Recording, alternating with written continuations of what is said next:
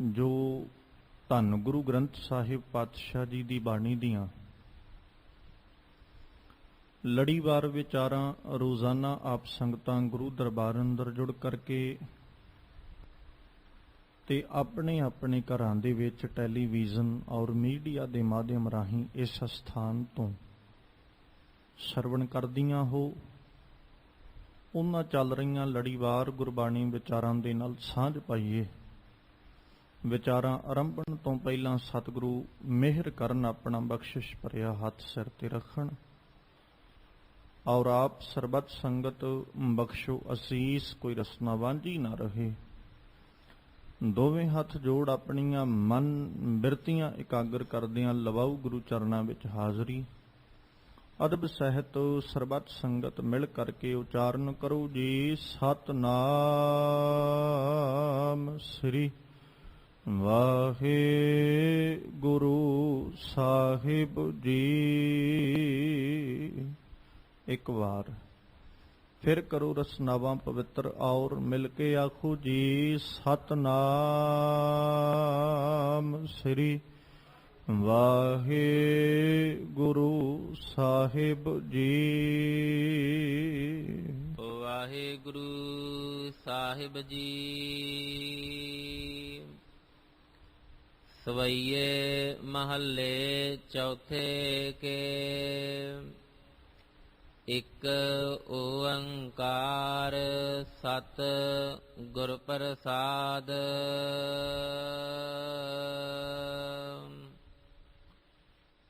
ਗੁਰ ਜਿਨ੍ਹ ਕੋ ਸੋ ਪ੍ਰਸੰਨ, ਨਾਮ ਹਰ ਹਿਰਦੈ ਨਿਵਾਸੈ।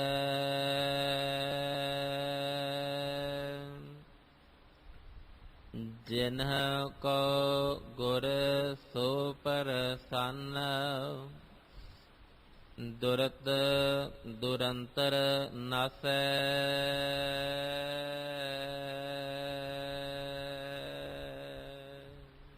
ਜਿਸ ਪਾਵਨ ਸ਼ਬਦ ਦਾ ਪਾਠ ਆਪ ਸੰਗਤ ਨੇ ਬੜੇ ਅਦਬ ਸਤਿਕਾਰ ਦੇ ਨਾਲ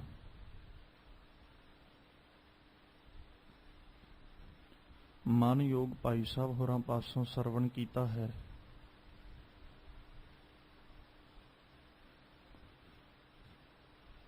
ਇਹ ਪਾਵਨ ਸ਼ਬਦ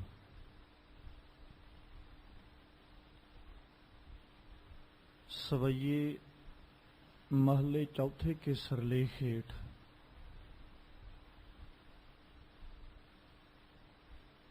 ਭੱਟ ਕੱਲ ਜੀ ਦੀ ਰਸਨਾ ਤੋਂ ਉਚਾਰਨ ਕੀਤੇ ਹੋਏ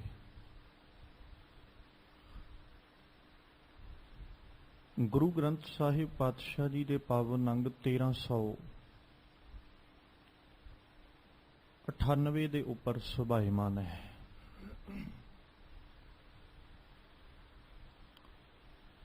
ਔਰ ਅੱਜ ਦੇ ਇਹਨਾਂ ਪਾਵਨ ਬਚਨਾਂ ਦੇ ਰਾਹੀਂ ਜੋ ਭੱਟ ਜੀ ਨੇ ਜ਼ਿਕਰ ਕੀਤਾ,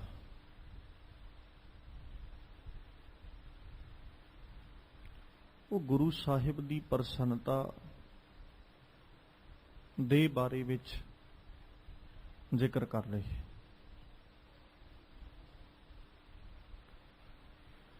ਕਿ ਜਿਸ ਵਕਤ ਸਤਿਗੁਰੂ ਜੀ ਪ੍ਰਸੰਨ ਹੁੰਦੇ ਨੇ, ਉਸ ਵਕਤ ਕਿਸ ਤਰ੍ਹਾਂ ਦੀ ਖੇਡ ਹੈ, ਕਿਸ ਤਰ੍ਹਾਂ ਦੀ ਕਲਾ ਹੈ ਜੋ ਜੀਵਨ ਦੇ ਅੰਦਰ ਵਾਪਰਦੀ ਹੈ। ਤੇ ਭੱਟ ਜੀ ਨੇ ਬੜੇ ਪਿਆਰੇ ਜ਼ਿਕਰ ਕੀਤੇ ਕਿ ਜਿਸ ਵਕਤ ਗੁਰੂ ਸਾਹਿਬ ਪ੍ਰਸੰਨ ਹੁੰਦੇ ਨੇ ਤੇ ਉਦੋਂ ਜੀਵ ਦੇ ਹਿਰਦੇ ਵਿੱਚ ਸਭ ਤੋਂ ਪਹਿਲਾਂ ਉਹ ਆਪਣੇ ਨਾਮ ਦਾ ਵਸੇਬਾ ਦਿੰਦੇ ਨੇ, ਜਾਂ ਇਉਂ ਕਹਿ ਲਈਏ ਕਿ ਜਿਹੜਾ ਗੁਰੂ ਦੀ ਖੁਸ਼ੀ ਦਾ ਪਾਤਰ ਬਣਦਾ ਹੈ, ਗੁਰੂ ਦੀ ਪ੍ਰਸੰਨਤਾ ਦਾ ਪਾਤਰ ਬਣਦਾ ਹੈ, ਉਹ ਜੀਵ ਉਹਦੇ ਹਿਰਦੇ ਵਿੱਚ ਰੱਬ ਦੇ ਨਾਮ ਦਾ ਵਾਸਾ ਹੋ ਜਾਂਦਾ ਹੈ। ਉਹ ਆਪਣੇ ਹਿਰਦੇ ਦੇ ਅੰਦਰ ਪ੍ਰਭੂ ਦੇ ਨਾਮ ਨੂੰ, ਗੁਰੂ ਦੀ ਯਾਦ ਨੂੰ, ਗੁਰੂ ਦੇ ਚਿੰਤਨ ਨੂੰ ਟਿਕਾ ਲੈਂਦਾ ਹੈ। ਜਿਹਨੂੰ ਆਪਾਂ ਜਦੋਂ ਧੰਨ ਗੁਰੂ ਅਰਜਨ ਸਾਹਿਬ ਜੀ ਨੂੰ ਪੜ੍ਹਦੇ ਹਾਂ ਤੇ ਮਾਲਕ ਜੀ ਜ਼ਿਕਰ ਕਰਦੇ ਨੇ, ਸਤਿਗੁਰ ਸਿੱਖ ਕੋ ਨਾਮ ਧਨ ਦੇ, ਗੁਰ ਕਾ ਸਿੱਖ ਵੱਡ ਭਾਗੀ ਹੈ। ਜਦੋਂ ਅਸੀਂ ਪ੍ਰਸੰਨਤਾ ਦੇ ਪਾਤਰ ਬਣਦੇ ਹਾਂ, ਸਭ ਤੋਂ ਪਹਿਲਾਂ ਤੇ ਇਹ ਖਿਆਲ ਕਰ ਲਈਏ ਵੀ ਪ੍ਰਸੰਨਤਾ ਦੇ ਪਾਤਰ ਬਣਨਾ ਖੇਡ ਨਹੀਂ ਹੈ, ਉਹ ਵੀ ਗੁਰੂ ਦੀ ਪ੍ਰਸੰਨਤਾ ਲਈ। ਕਿਉਂਕਿ ਜਿਸ ਵਕਤ ਗੁਰੂ ਸਾਹਿਬ ਦੀ ਪ੍ਰਸੰਨਤਾ ਦੀ ਬਾਤ ਆਉਂਦੀ ਹੈ, ਜਾਂ ਗੁਰੂ ਸਾਹਿਬ ਦੀ ਖੁਸ਼ੀ ਦੀ ਬਾਤ ਆਉਂਦੀ ਹੈ, ਜਾਂ ਗੁਰੂ ਸਾਹਿਬ ਦੀ ਕਿਰਪਾ ਦੀ ਮਿਹਰ ਦੀ ਬਾਤ ਆਉਂਦੀ ਹੈ, ਤੇ ਸਤਿਗੁਰੂ ਦੀ ਕਿਰਪਾ ਹਾਸਲ ਕਰਨ ਦੇ ਲਈ, ਗੁਰੂ ਸਾਹਿਬ ਦੀ ਰਹਿਮਤ ਹਾਸਲ ਕਰਨ ਦੇ ਲਈ, ਪਰਮਾਤਮਾ ਦੀ ਪ੍ਰਸੰਨਤਾ ਨੂੰ ਹਾਸਲ ਕਰਨ ਦੇ ਲਈ ਪ੍ਰੀਖਿਆਵਾਂ ਦੇ ਵਿੱਚੋਂ ਲੰਘਣਾ ਪੈਂਦਾ ਹੈ ਤੇ ਗੁਜ਼ਰਨਾ ਪੈਂਦਾ ਹੈ। ਜਾਂ ਇਉਂ ਕਹਿ ਲਈਏ ਕਿ ਜਿਸ ਵਕਤ ਅਸੀਂ ਅਕਾਲ ਪੁਰਖ ਪਰਮੇਸ਼ਵਰ ਦੇ ਗਲ ਨਾਲ ਮਿਲਣਾ ਹੈ ਤੇ ਉਹਦੇ ਗਲ ਨਾਲ ਮਿਲਣ ਦੇ ਵਾਸਤੇ ਸਾਡੇ ਕੋਲੋਂ ਆਪਣੇ ਵਿਚਲੀਆਂ ਕਚਿਆਈਆਂ ਜਿਹੜੀਆਂ ਉਹ ਸਾਰੀਆਂ ਸਾਨੂੰ ਛੱਡਣੀਆਂ ਪੈਣਗੀਆਂ, ਫਿਰ ਕਿਤੇ ਜਾ ਕੇ ਅਸੀਂ ਪ੍ਰਭੂ ਪਰਮਾਤਮਾ ਦਾ ਮਿਲਾਪ ਜਿਹੜਾ ਮੇਲ ਹੈ ਉਹਨੂੰ ਹਾਸਲ ਕਰ ਸਕਦੇ ਹਾਂ। ਇਸੇ ਕਰਕੇ ਭਗਤ ਕਬੀਰ ਸਾਹਿਬ ਨੇ ਬਾਣੀ ਵਿੱਚ ਬਚਨ ਵਰਤਦਿਆਂ ਆਖਿਆ ਸੀ, ਕਬੀਰ ਕਸੌਟੀ ਰਾਮ ਕੀ ਝੂਠਾ ਟਿਕੈ ਨਾ ਕੋਏ, ਰਾਮ ਕਸੌਟੀ ਸੋ ਸਹਿ ਜੋ ਮਰ ਜੀਵਾ ਹੋਏ। ਹੁਣ ਕਸਵੱਟੀ ਉੱਤੇ ਪਰਖ ਕਰਨੀ, ਕਸਵੱਟੀ ਉੱਤੇ ਰੱਖ ਕੇ ਪਰਖਣਾ ਇਸ ਗੱਲ ਦਾ ਪ੍ਰਤੀਕ ਹੈ ਕਿ ਜੀਵ ਅਸ਼ੁੱਧਤੀਆਂ ਦਾ ਪਾਤਰ ਹੈ, ਇਹਦੇ ਕੋਲ ਅਸ਼ੁੱਧੀ ਹੈ। ਤੇ ਉਹ ਅਸ਼ੁੱਧੀਆਂ ਜਦੋਂ ਨਿਵਰਤ ਹੋਣਗੀਆਂ, ਉਹਨਾਂ ਚਿਰ ਗਹਿਣਾ ਕਦੇ ਸ਼ਿੰਗਾਰ ਨਹੀਂ ਬਣਦਾ, ਗਹਿਣਾ ਕਦੇ ਪ੍ਰਸੰਨਤਾ ਦਾ ਪਾਤਰ ਨਹੀਂ ਬਣਦਾ, ਜਿੰਨਾ ਚਿਰ ਉਹ ਕੋਠਾਲੀ ਤੇ ਘੁੰਮ ਕੇ ਤੇ ਆਪਣੀਆਂ ਅਸ਼ੁੱਧੀਆਂ ਨੂੰ ਖਤਮ ਨਾ ਕਰਵਾ ਲਏ। ਜਦੋਂ ਸੁਨਿਆਰਾ ਸੋਨੇ ਨੂੰ ਘੜਨ ਲੱਗਿਆਂ, ਗਹਿਣੇ ਨੂੰ ਬਣਾਉਣ ਲੱਗਿਆਂ ਕੋਠਾਲੀ ਤੇ ਰੱਖਦਾ ਹੈ ਤੇ ਕੋਠਾਲੀ ਦਾ ਤੇਜ਼ ਘੁੰਮਣਾ ਇਸ ਗੱਲ ਦਾ ਪ੍ਰਤੀਕ ਹੈ ਕਿ ਇਹ ਗਹਿਣਾ ਬੜੀ ਅਸ਼ੁੱਧਤਾ ਦਾ ਪਾਤਰ ਹੈ। ਜਿਵੇਂ ਜਿਵੇਂ ਗਹਿਣਾ ਸ਼ੁੱਧ ਹੁੰਦਾ ਜਾਂਦਾ ਹੈ, ਤਿਵੇਂ ਤਿਵੇਂ ਕੋਠਾਲੀ ਦਾ ਘੁੰਮਣਾ ਘਟਦਾ ਜਾਂਦਾ ਹੈ। ਜਦੋਂ ਉਹ ਸ਼ੁੱਧਤਾ ਦਾ ਪਾਤਰ ਬਣ ਜਾਂਦਾ ਹੈ ਤੇ ਕੋਠਾਲੀ ਘੁੰਮਣੋਂ ਹਟ ਜਾਂਦੀ ਹੈ। ਮਤਲਬ ਹੁਣ ਉਸ ਵਕਤ ਉਹਦੇ ਟਿਕ ਜਾਣ ਦਾ ਕਾਰਨ ਕੀ ਹੈ ਕਿ ਉਹ ਸ਼ੁੱਧ ਹੋ ਚੁੱਕਿਆ। ਹੁਣ ਜਦੋਂ ਉਹ ਸ਼ੁੱਧ ਹੋਇਆ, ਉਸ ਤੋਂ ਬਾਅਦ ਵਿੱਚ ਉਹਨੇ ਗਹਿਣੇ ਨੂੰ ਘੜਿਆ, ਗਹਿਣਾ ਘੜ ਕੇ ਤੇ ਫਿਰ ਉਹਨੇ ਕਿਸੇ ਨੂੰ ਵੇਚਿਆ, ਵੇਚ ਕੇ ਖਰੀਦਣ ਵਾਲਾ ਜਿਹੜਾ ਉਹਨੇ ਫਿਰ ਆਪਣੇ ਕੋਲ ਉਹਨੂੰ ਆਪਣੇ ਸ਼ਿੰਗਾਰ ਵਾਸਤੇ ਵਰਤਿਆ, ਉਹ ਉਹਦੀ ਪ੍ਰਸੰਨਤਾ ਦਾ ਪਾਤਰ ਬਣਿਆ। ਇਸੇ ਤਰ੍ਹਾਂ ਜਦੋਂ ਅਸੀਂ ਆਪਣੇ ਜੀਵਨਾਂ ਦੀ ਗੱਲ ਕਰਾਂਗੇ ਨਾ, ਤੇ ਸਤਿਗੁਰੂ ਜੀ ਬਾਣੀ ਦੇ ਅੰਦਰ ਆਖਦੇ ਨੇ, ਔਗਣੀ ਭਰਿਆ ਸਰੀਰ ਹੈ, ਸਾਡਾ ਸਰੀਰ ਔਗਣਾ ਨਾਲ ਭਰਿਆ, ਤੇ ਅਸੀਂ ਸਾਰੇ ਦੇ ਸਾਰੇ ਜੀਵ ਜਿਹੜੇ ਉਹ ਕਦਮ ਕਦਮ ਦੇ ਉੱਤੇ ਔਗਣ ਜਿਹੜੇ ਉਹ ਕਮਾ ਰਹੇ ਹਾਂ। ਜਿਹਨੂੰ ਮਾਲਕ ਕਹਿੰਦੇ ਅਸੀਂ ਖਤੇ ਬਹੁਤ ਕਮਾਵਦੇ ਅੰਤ ਨਾ ਪਾਰਾ, ਵਾਰ ਹਰ ਕਿਰਪਾ ਕਰਕੇ ਬਖਸ਼ ਲੇ ਹੋ ਹਮ ਪਾਪੀ ਵੱਡ ਗੁਨਹਗਾਰ। ਹੁਣ ਅਸੀਂ ਗੁਨਹਗਾਰ ਹਾਂ, ਪਹਿਲਾਂ ਹੀ ਤੇ ਬਾਤ ਇਹ ਹੀ ਹੈ ਵੀ ਸਾਨੂੰ ਮੰਨਣਾ ਪਏਗਾ ਕਿ ਅਸੀਂ ਸੱਚਮੁੱਚ ਗੁਨਾਹਗਾਰ ਹਾਂ। ਸਭ ਤੋਂ ਪਹਿਲਾਂ ਤੇ ਇਹ ਬਾਤ ਹੈ, ਸਾਨੂੰ ਪ੍ਰਵਾਨਣਾ ਪਏਗਾ ਕਿ ਅਸੀਂ ਸੱਚਮੁੱਚ ਅਸ਼ੁੱਧਤਾ ਦੇ ਪਾਤਰ ਹਾਂ। ਅਜੇ ਤੱਕ ਸਾਡੇ ਕੋਲ ਸ਼ੁੱਧੀ ਨਹੀਂ। ਜੇ ਸਾਡੇ ਕੋਲ ਸ਼ੁੱਧਤਾ ਹੋਵੇ, ਜੇ ਸਾਡੇ ਕੋਲ ਚੰਗੇ ਗੁਣ ਹੋਣ, ਚੰਗਾ ਜੀਵਨ ਹੋਵੇ, ਤੇ ਅਸੀਂ ਰਾਮ ਦੀ ਕਸਵੱਟੀ ਦੇ ਉੱਤੇ ਟਿਕ ਜਾਈਏ, ਰੱਬ ਦੀ ਕਸਵੱਟੀ ਉੱਤੇ ਟਿਕ ਜਾਈਏ। ਪਰ ਰੱਬ ਦੀ ਕਸਵੱਟੀ ਉੱਤੇ ਨਾ ਟਿਕ ਪਾਉਣਾ ਇਸ ਗੱਲ ਦਾ ਪ੍ਰਤੀਕ ਹੈ ਕਿ ਸਾਡਾ ਜੀਵਨ ਅਜੇ ਅਸ਼ੁੱਧਤਾ ਨਾਲ ਭਰਿਆ ਹੋਇਆ। ਜਿਸ ਦਿਨ ਜੀਵਨ ਸ਼ੁੱਧਤਾ ਦਾ ਪਾਤਰ ਬਣ ਗਿਆ ਜਾਂ ਜੀਵਨ ਸ਼ੁੱਧ ਹੋ ਗਿਆ, ਅਸੀਂ ਚੰਗੇ ਜੀਵਨ ਦੇ ਮਾਲਕ ਬਣ ਗਏ, ਉਸ ਦਿਨ ਸਾਡਾ ਰਾਮ ਦੀ ਕਸਵੱਟੀ ਦੇ ਉੱਤੇ ਸਥਿਰ ਹੋ ਜਾਣਾ ਲਾਜ਼ਮੀ ਹੈ। ਉਸ ਦਿਨ ਅਸੀਂ ਪ੍ਰਭੂ ਦੀਆਂ ਨਜ਼ਰਾਂ ਵਿੱਚ ਪ੍ਰਵਾਨੇ ਜਾਵਾਂਗੇ, ਕਬੂਲੇ ਜਾਵਾਂਗੇ। ਹੁਣ ਮਾਲਕ ਜੀ ਨੇ ਅੱਜ ਜ਼ਿਕਰ ਕੀਤਾ, ਸਤਿਗੁਰੂ ਪਾਤਸ਼ਾਹ ਜੀ ਧੰਨ ਗੁਰੂ ਰਾਮਦਾਸ ਸਾਹਿਬ ਜੀ ਦੀ ਵਡਿਆਈ ਕਰਦੇ ਆ। ਭੱਟ ਜੀ ਕਹਿੰਦੇ, ਗੁਰ ਜਿਨ ਕੋ ਸੋ ਪ੍ਰਸੰਨ ਨਾਮ ਹਰ ਹਿਰਦੈ ਨਿਵਾਸੈ। ਜਿਹਦੇ ਉੱਤੇ ਗੁਰੂ ਪ੍ਰਸੰਨ ਹੁੰਦੇ ਨੇ, ਉਹਦੇ ਹਿਰਦੇ ਦੇ ਅੰਦਰ ਨਾਮ ਦਾ ਨਿਵਾਸਾ ਹੋ ਜਾਂਦਾ ਹੈ। ਸਤਿਗੁਰੂ ਜੀ ਨੇ ਨਾ ਬਾਣੀ ਦੇ ਅੰਦਰ ਬੜਾ ਪਿਆਰਾ ਜ਼ਿਕਰ ਕੀਤਾ, ਕਹਿੰਦੇ ਨਾਨਕ ਸੋ ਪ੍ਰਸੰਨ, ਨਾਨਕ ਪ੍ਰਭ ਸੋ ਪ੍ਰਸੰਨ ਪਏ। ਹੁਣ ਜਿਸ ਵਕਤ ਉਹ ਅਕਾਲ ਪੁਰਖ ਪਰਮੇਸ਼ਵਰ ਮੇਰੇ ਤੇ ਪ੍ਰਸੰਨ ਹੋਏ, ਲਹਿ ਗਏ ਵਿਯੋਗ, ਮੇਰੇ ਜੀਵਨ ਵਿੱਚੋਂ ਸਾਰੇ ਦੇ ਸਾਰੇ ਵਿਯੋਗ ਖਤਮ ਹੋ ਗਏ, ਚਲੇ ਗਏ ਸਾਰੇ ਦੇ ਸਾਰੇ ਦੁੱਖ ਤਕਲੀਫਾਂ ਮੁੱਕ ਗਈਆਂ। ਨਾਨਕ ਸੋ ਪ੍ਰਸੰਨ ਭਏ। ਕਹਿੰਦੇ ਜਿਸ ਵਕਤ ਅਕਾਲ ਪੁਰਖ ਪਰਮੇਸ਼ਵਰ ਮੇਰੇ ਤੇ ਪ੍ਰਸੰਨ ਹੋਏ, ਜਦੋਂ ਉਹਨਾਂ ਨੇ ਮੇਰੇ ਉੱਤੇ ਕਿਰਪਾ ਕੀਤੀ ਤੇ ਜਿੱਥੇ ਮੇਰੇ ਜੀਵਨ ਦੇ ਅੰਦਰੋਂ ਸਾਰੇ ਦੇ ਸਾਰੇ ਵਿਯੋਗ ਖਤਮ ਹੋਏ, ਉੱਥੇ ਮੇਰੇ ਜੀਵਨ ਦੇ ਅੰਦਰ ਇੱਕ ਕਹਿ ਲਓ ਵੀ ਟਿਕਾ ਜਾਂ ਜੀਵਨ ਦੇ ਅੰਦਰ ਇੱਕ ਸਥਿਰਤਾ ਹੈ ਜਿਹੜੀ ਮੈਨੂੰ ਰੱਬ ਦੇ ਦਰ ਤੋਂ, ਪ੍ਰਭੂ ਦੇ ਦਰ ਤੋਂ ਪ੍ਰਾਪਤ ਹੋਈ, ਉਹ ਮਿਲੀ ਹੈ ਮੈਨੂੰ।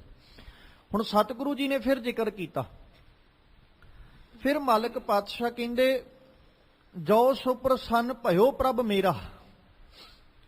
ਜਿਸ ਵਕਤ ਮੇਰਾ ਪ੍ਰਭੂ ਮੇਰੇ ਤੇ ਪ੍ਰਸੰਨ ਹੋਇਆ ਤੇ ਉਸ ਵਕਤ ਨਾ ਕੀ ਹੋਇਆ, ਤਾਂ ਦੁਖ ਭਰਮ ਕਹੋ ਕੈਸੇ ਨੇਰਾ। ਕਿਵੇਂ ਦੁੱਖ ਤੇ ਭਰਮ, ਤਕਲੀਫ ਤੇ ਭਟਕਣਾ ਮੇਰੇ ਨਜ਼ਦੀਕ ਆ ਸਕਦੀ ਹੈ। ਜਦੋਂ ਮੈਂ ਪ੍ਰਭੂ ਦੀ ਪ੍ਰਸੰਨਤਾ ਦਾ ਪਾਤਰ ਹੀ ਬਣ ਗਿਆ, ਰੱਬ ਦੀ ਖੁਸ਼ੀ ਦਾ, ਰੱਬ ਦੀ ਪ੍ਰਸੰਨਤਾ ਦਾ ਮੈਂ ਪਾਤਰ ਬਣ ਗਿਆ, ਤੇ ਉਸ ਵਕਤ ਕਹਿੰਦੇ ਮੇਰੇ ਜੀਵਨ ਦੇ ਅੰਦਰ ਐਸੀ ਖੇਡ ਵਾਪਰੀ, ਐਸੀ ਕਲਾ ਵਾਪਰੀ ਕਿ ਉਹ ਕਲਾ ਵਾਪਰਨ ਦੇ ਸਦਕਾ ਮੇਰੇ ਜੀਵਨ ਦੇ ਵਿੱਚੋਂ ਦੁੱਖ ਭਰਮ, ਕਲੇਸ਼, ਦੁਬਿਧਾਵਾਂ, ਚਿੰਤਾਵਾਂ, ਝੋਰੇ, ਇਹ ਸਾਰਾ ਕੁਝ ਮੁੱਕ ਗਿਆ। ਗੁਰੂ ਦੀ ਪ੍ਰਸੰਨਤਾ ਦੇ ਸਦਕਾ ਸਾਡੇ ਜੀਵਨ ਦੇ ਅੰਦਰ ਰੱਬ ਦੇ ਨਾਮ ਦਾ ਨਿਵਾਸ ਹੋ ਜਾਣਾ ਲਾਜ਼ਮੀ ਹੈ, ਕਿਉਂਕਿ ਗੁਰੂ ਜਦੋਂ ਪ੍ਰਸੰਨ ਹੁੰਦਾ ਹੈ ਨਾ, ਸਭ ਤੋਂ ਜਦੋਂ ਆਪਾਂ ਆਪਣੀ ਹੀ ਗੱਲ ਕਰਾਂਗੇ ਨਾ, ਅਸੀਂ ਕਿਸੇ ਉੱਤੇ ਬਹੁਤ ਜ਼ਿਆਦਾ ਪ੍ਰਸੰਨ ਹੋਈਏ ਤੇ ਸਾਡੀ ਕੋਸ਼ਿਸ਼ ਹੁੰਦੀ ਹੈ ਕਿ ਮੈਂ ਇਹਦੇ ਤੇ ਬਹੁਤ ਪ੍ਰਸੰਨ ਆ, ਮੈਂ ਇਹਨੂੰ ਜਿੰਨਾ ਆਪਣੇ ਕੋਲੋਂ ਕੀਮਤੀ ਵਸਤੂ, ਕੀਮਤੀ ਪਦਾਰਥ ਜਾਂ ਜੋ ਮੈਨੂੰ ਸਭ ਤੋਂ ਚੰਗਾ ਲੱਗਦਾ, ਮੈਂ ਇਹਨੂੰ ਭੇਟਾ ਰੂਪ ਵਜੋਂ ਅਰਪਣ ਕਰਦੇ ਆ, ਮੈਂ ਇਹਨੂੰ ਦੇ ਦਿਆਂ। ਜਦੋਂ ਅਸੀਂ ਕਿਸੇ ਤੇ ਪ੍ਰਸੰਨ ਹੁੰਨੇ ਆ, ਜਦੋਂ ਅਕਾਲ ਪੁਰਖ ਪਰਮੇਸ਼ਵਰ ਗੁਰੂ ਸਾਡੇ ਤੇ ਪ੍ਰਸੰਨ ਹੋਣਗੇ ਤੇ ਸਤਿਗੁਰੂ ਫਿਰ ਸਭ ਤੋਂ ਪਿਆਰੀ ਚੀਜ਼ ਸਾਨੂੰ ਬਖਸ਼ਦੇ ਨੇ, ਤੇ ਸਾਡੇ ਝੋਲੀ ਵਿੱਚ ਸਭ ਤੋਂ ਪਿਆਰੀ ਵਸਤੂ ਉਹ ਕੀ ਪਾਉਂਦੇ, ਆਪਣੇ ਨਾਮ ਦੀ ਦਾਤ ਪਾਉਂਦੇ। ਸਾਡੇ ਹਿਰਦੇ 'ਚ ਉਹ ਆਪਣੇ ਨਾਮ ਦਾ ਵਸੇਬਾ ਕਰਦੇ, ਹਿਰਦੇ ਅੰਦਰ ਆਪਣੀ ਯਾਦ ਟਿਕਾਉਂਦੇ ਨੇ, ਸਭ ਤੋਂ ਪਿਆਰੀ ਵਸਤੂ। ਕਿਉਂਕਿ ਦੁਨੀਆ ਦੇ ਸਾਰੇ ਪਦਾਰਥ, ਦੁਨੀਆ ਦੀਆਂ ਸਾਰੀਆਂ ਵਸਤੂਆਂ ਆਸ ਨਾਮ ਰੂਪੀ ਪਦਾਰਥ ਦੇ ਅੱਗੇ ਆ ਕੇ ਤੇ ਫਿੱਕੀਆਂ ਪੈ ਜਾਂਦੀਆਂ ਨੇ। ਜਿਹੜੀਆਂ ਜ਼ਰੂਰਤਾਂ, ਜਿਹੜੇ ਕਹਿ ਲਓ ਸਾਡੀਆਂ ਲੋੜਾਂ, ਜਾਂ ਜਿਹੜੀਆਂ ਖੁਸ਼ੀਆਂ, ਜਿਹੜੀ ਪ੍ਰਸੰਨਤਾ ਸਾਨੂੰ ਰੱਬੀ ਯਾਦ ਵਿੱਚੋਂ ਮਿਲ ਸਕਦੀ ਹੈ, ਰੱਬੀ ਚਿੰਤਨ ਵਿੱਚੋਂ ਮਿਲ ਸਕਦੀ ਹੈ, ਉਹ ਪ੍ਰਸੰਨਤਾ ਸਾਨੂੰ ਸੰਸਾਰਕ ਪਦਾਰਥ ਕਦੇ ਵੀ ਨਹੀਂ ਦੇਣਗੇ। ਤੇ ਜਦੋਂ ਅਸੀਂ ਗੁਰੂ ਦੀ ਖੁਸ਼ੀ ਦੇ ਪਾਤਰ ਬਣਦੇ ਹਾਂ, ਪ੍ਰਸੰਨਤਾ ਦੇ ਪਾਤਰ ਬਣਦੇ ਹਾਂ, ਤੇ ਉਸ ਵਕਤ ਸਭ ਤੋਂ ਪਹਿਲਾਂ ਸਾਡੇ ਹਿਰਦੇ ਦੇ ਅੰਦਰ ਨਾਮ ਦਾ ਨਿਵਾਸਾ ਹੁੰਦਾ ਹੈ। ਭਾਵ ਇਉਂ ਕਹਿ ਲਈਏ ਕਿ ਰੱਬੀ ਯਾਦ ਉਦੋਂ ਸਾਡੇ ਆ ਕੇ ਹਿਰਦੇ ਵਿੱਚ ਟਿਕਦੀ ਹੈ। ਮਾਲਕ ਜੀ ਕਹਿੰਦੇ ਜਿਨ ਕੋ ਗੁਰ ਸੋ ਪ੍ਰਸੰਨ ਦੁਰਤ ਦੁਰੰਤਰ ਨਾਸੈ। ਫਿਰ ਜਿਨ੍ਹਾਂ ਦੇ ਉੱਤੇ ਗੁਰੂ ਪ੍ਰਸੰਨ ਹੁੰਦੇ ਨੇ, ਉਹਨਾਂ ਦੇ ਜੀਵਨ ਵਿੱਚੋਂ ਦੁਰਤ ਜਿਹੜੇ ਉਹ ਨਸ ਜਾਂਦੇ ਨੇ, ਜਾਂ ਇਉਂ ਕਹਿ ਲਈਏ ਪਾਪ ਜਿਹੜੇ ਨੇ ਉਹ ਦੂਰੋਂ ਹੀ ਚਲੇ ਜਾਂਦੇ ਨੇ, ਦੂਰੋਂ ਹੀ ਨੱਠ ਜਾਂਦੇ ਨੇ। ਜਿਨ੍ਹਾਂ ਦੇ ਉੱਤੇ ਗੁਰੂ ਆਪ ਕਿਰਪਾ ਕਰਦੇ, ਆਪ ਪ੍ਰਸੰਨ ਹੋ ਜਾਂਦੇ ਨੇ। ਹੁਣ ਇਹਨਾਂ ਦੋਵਾਂ ਚੀਜ਼ਾਂ ਨੂੰ ਖਿਆਲ ਨਾਲ ਸਮਝਿਓ।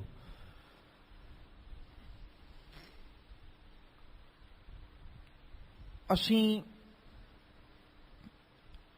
ਪਾਪਾਂ ਦਾ ਇੱਕ ਬੜਾ ਵੱਡਾ ਢੇਰ ਹੈ ਜੋ ਇਕੱਠਾ ਕੀਤਾ, ਜਾਂ ਇਉਂ ਕਹਿ ਲਈਏ ਵੀ ਔਗਣਾਂ ਦਾ ਬੜਾ ਵੱਡਾ ਇਕੱਠ ਹੈ ਜੋ ਅਸੀਂ ਆਪਣੇ ਕੋਲ ਕਰਕੇ ਰੱਖਿਆ।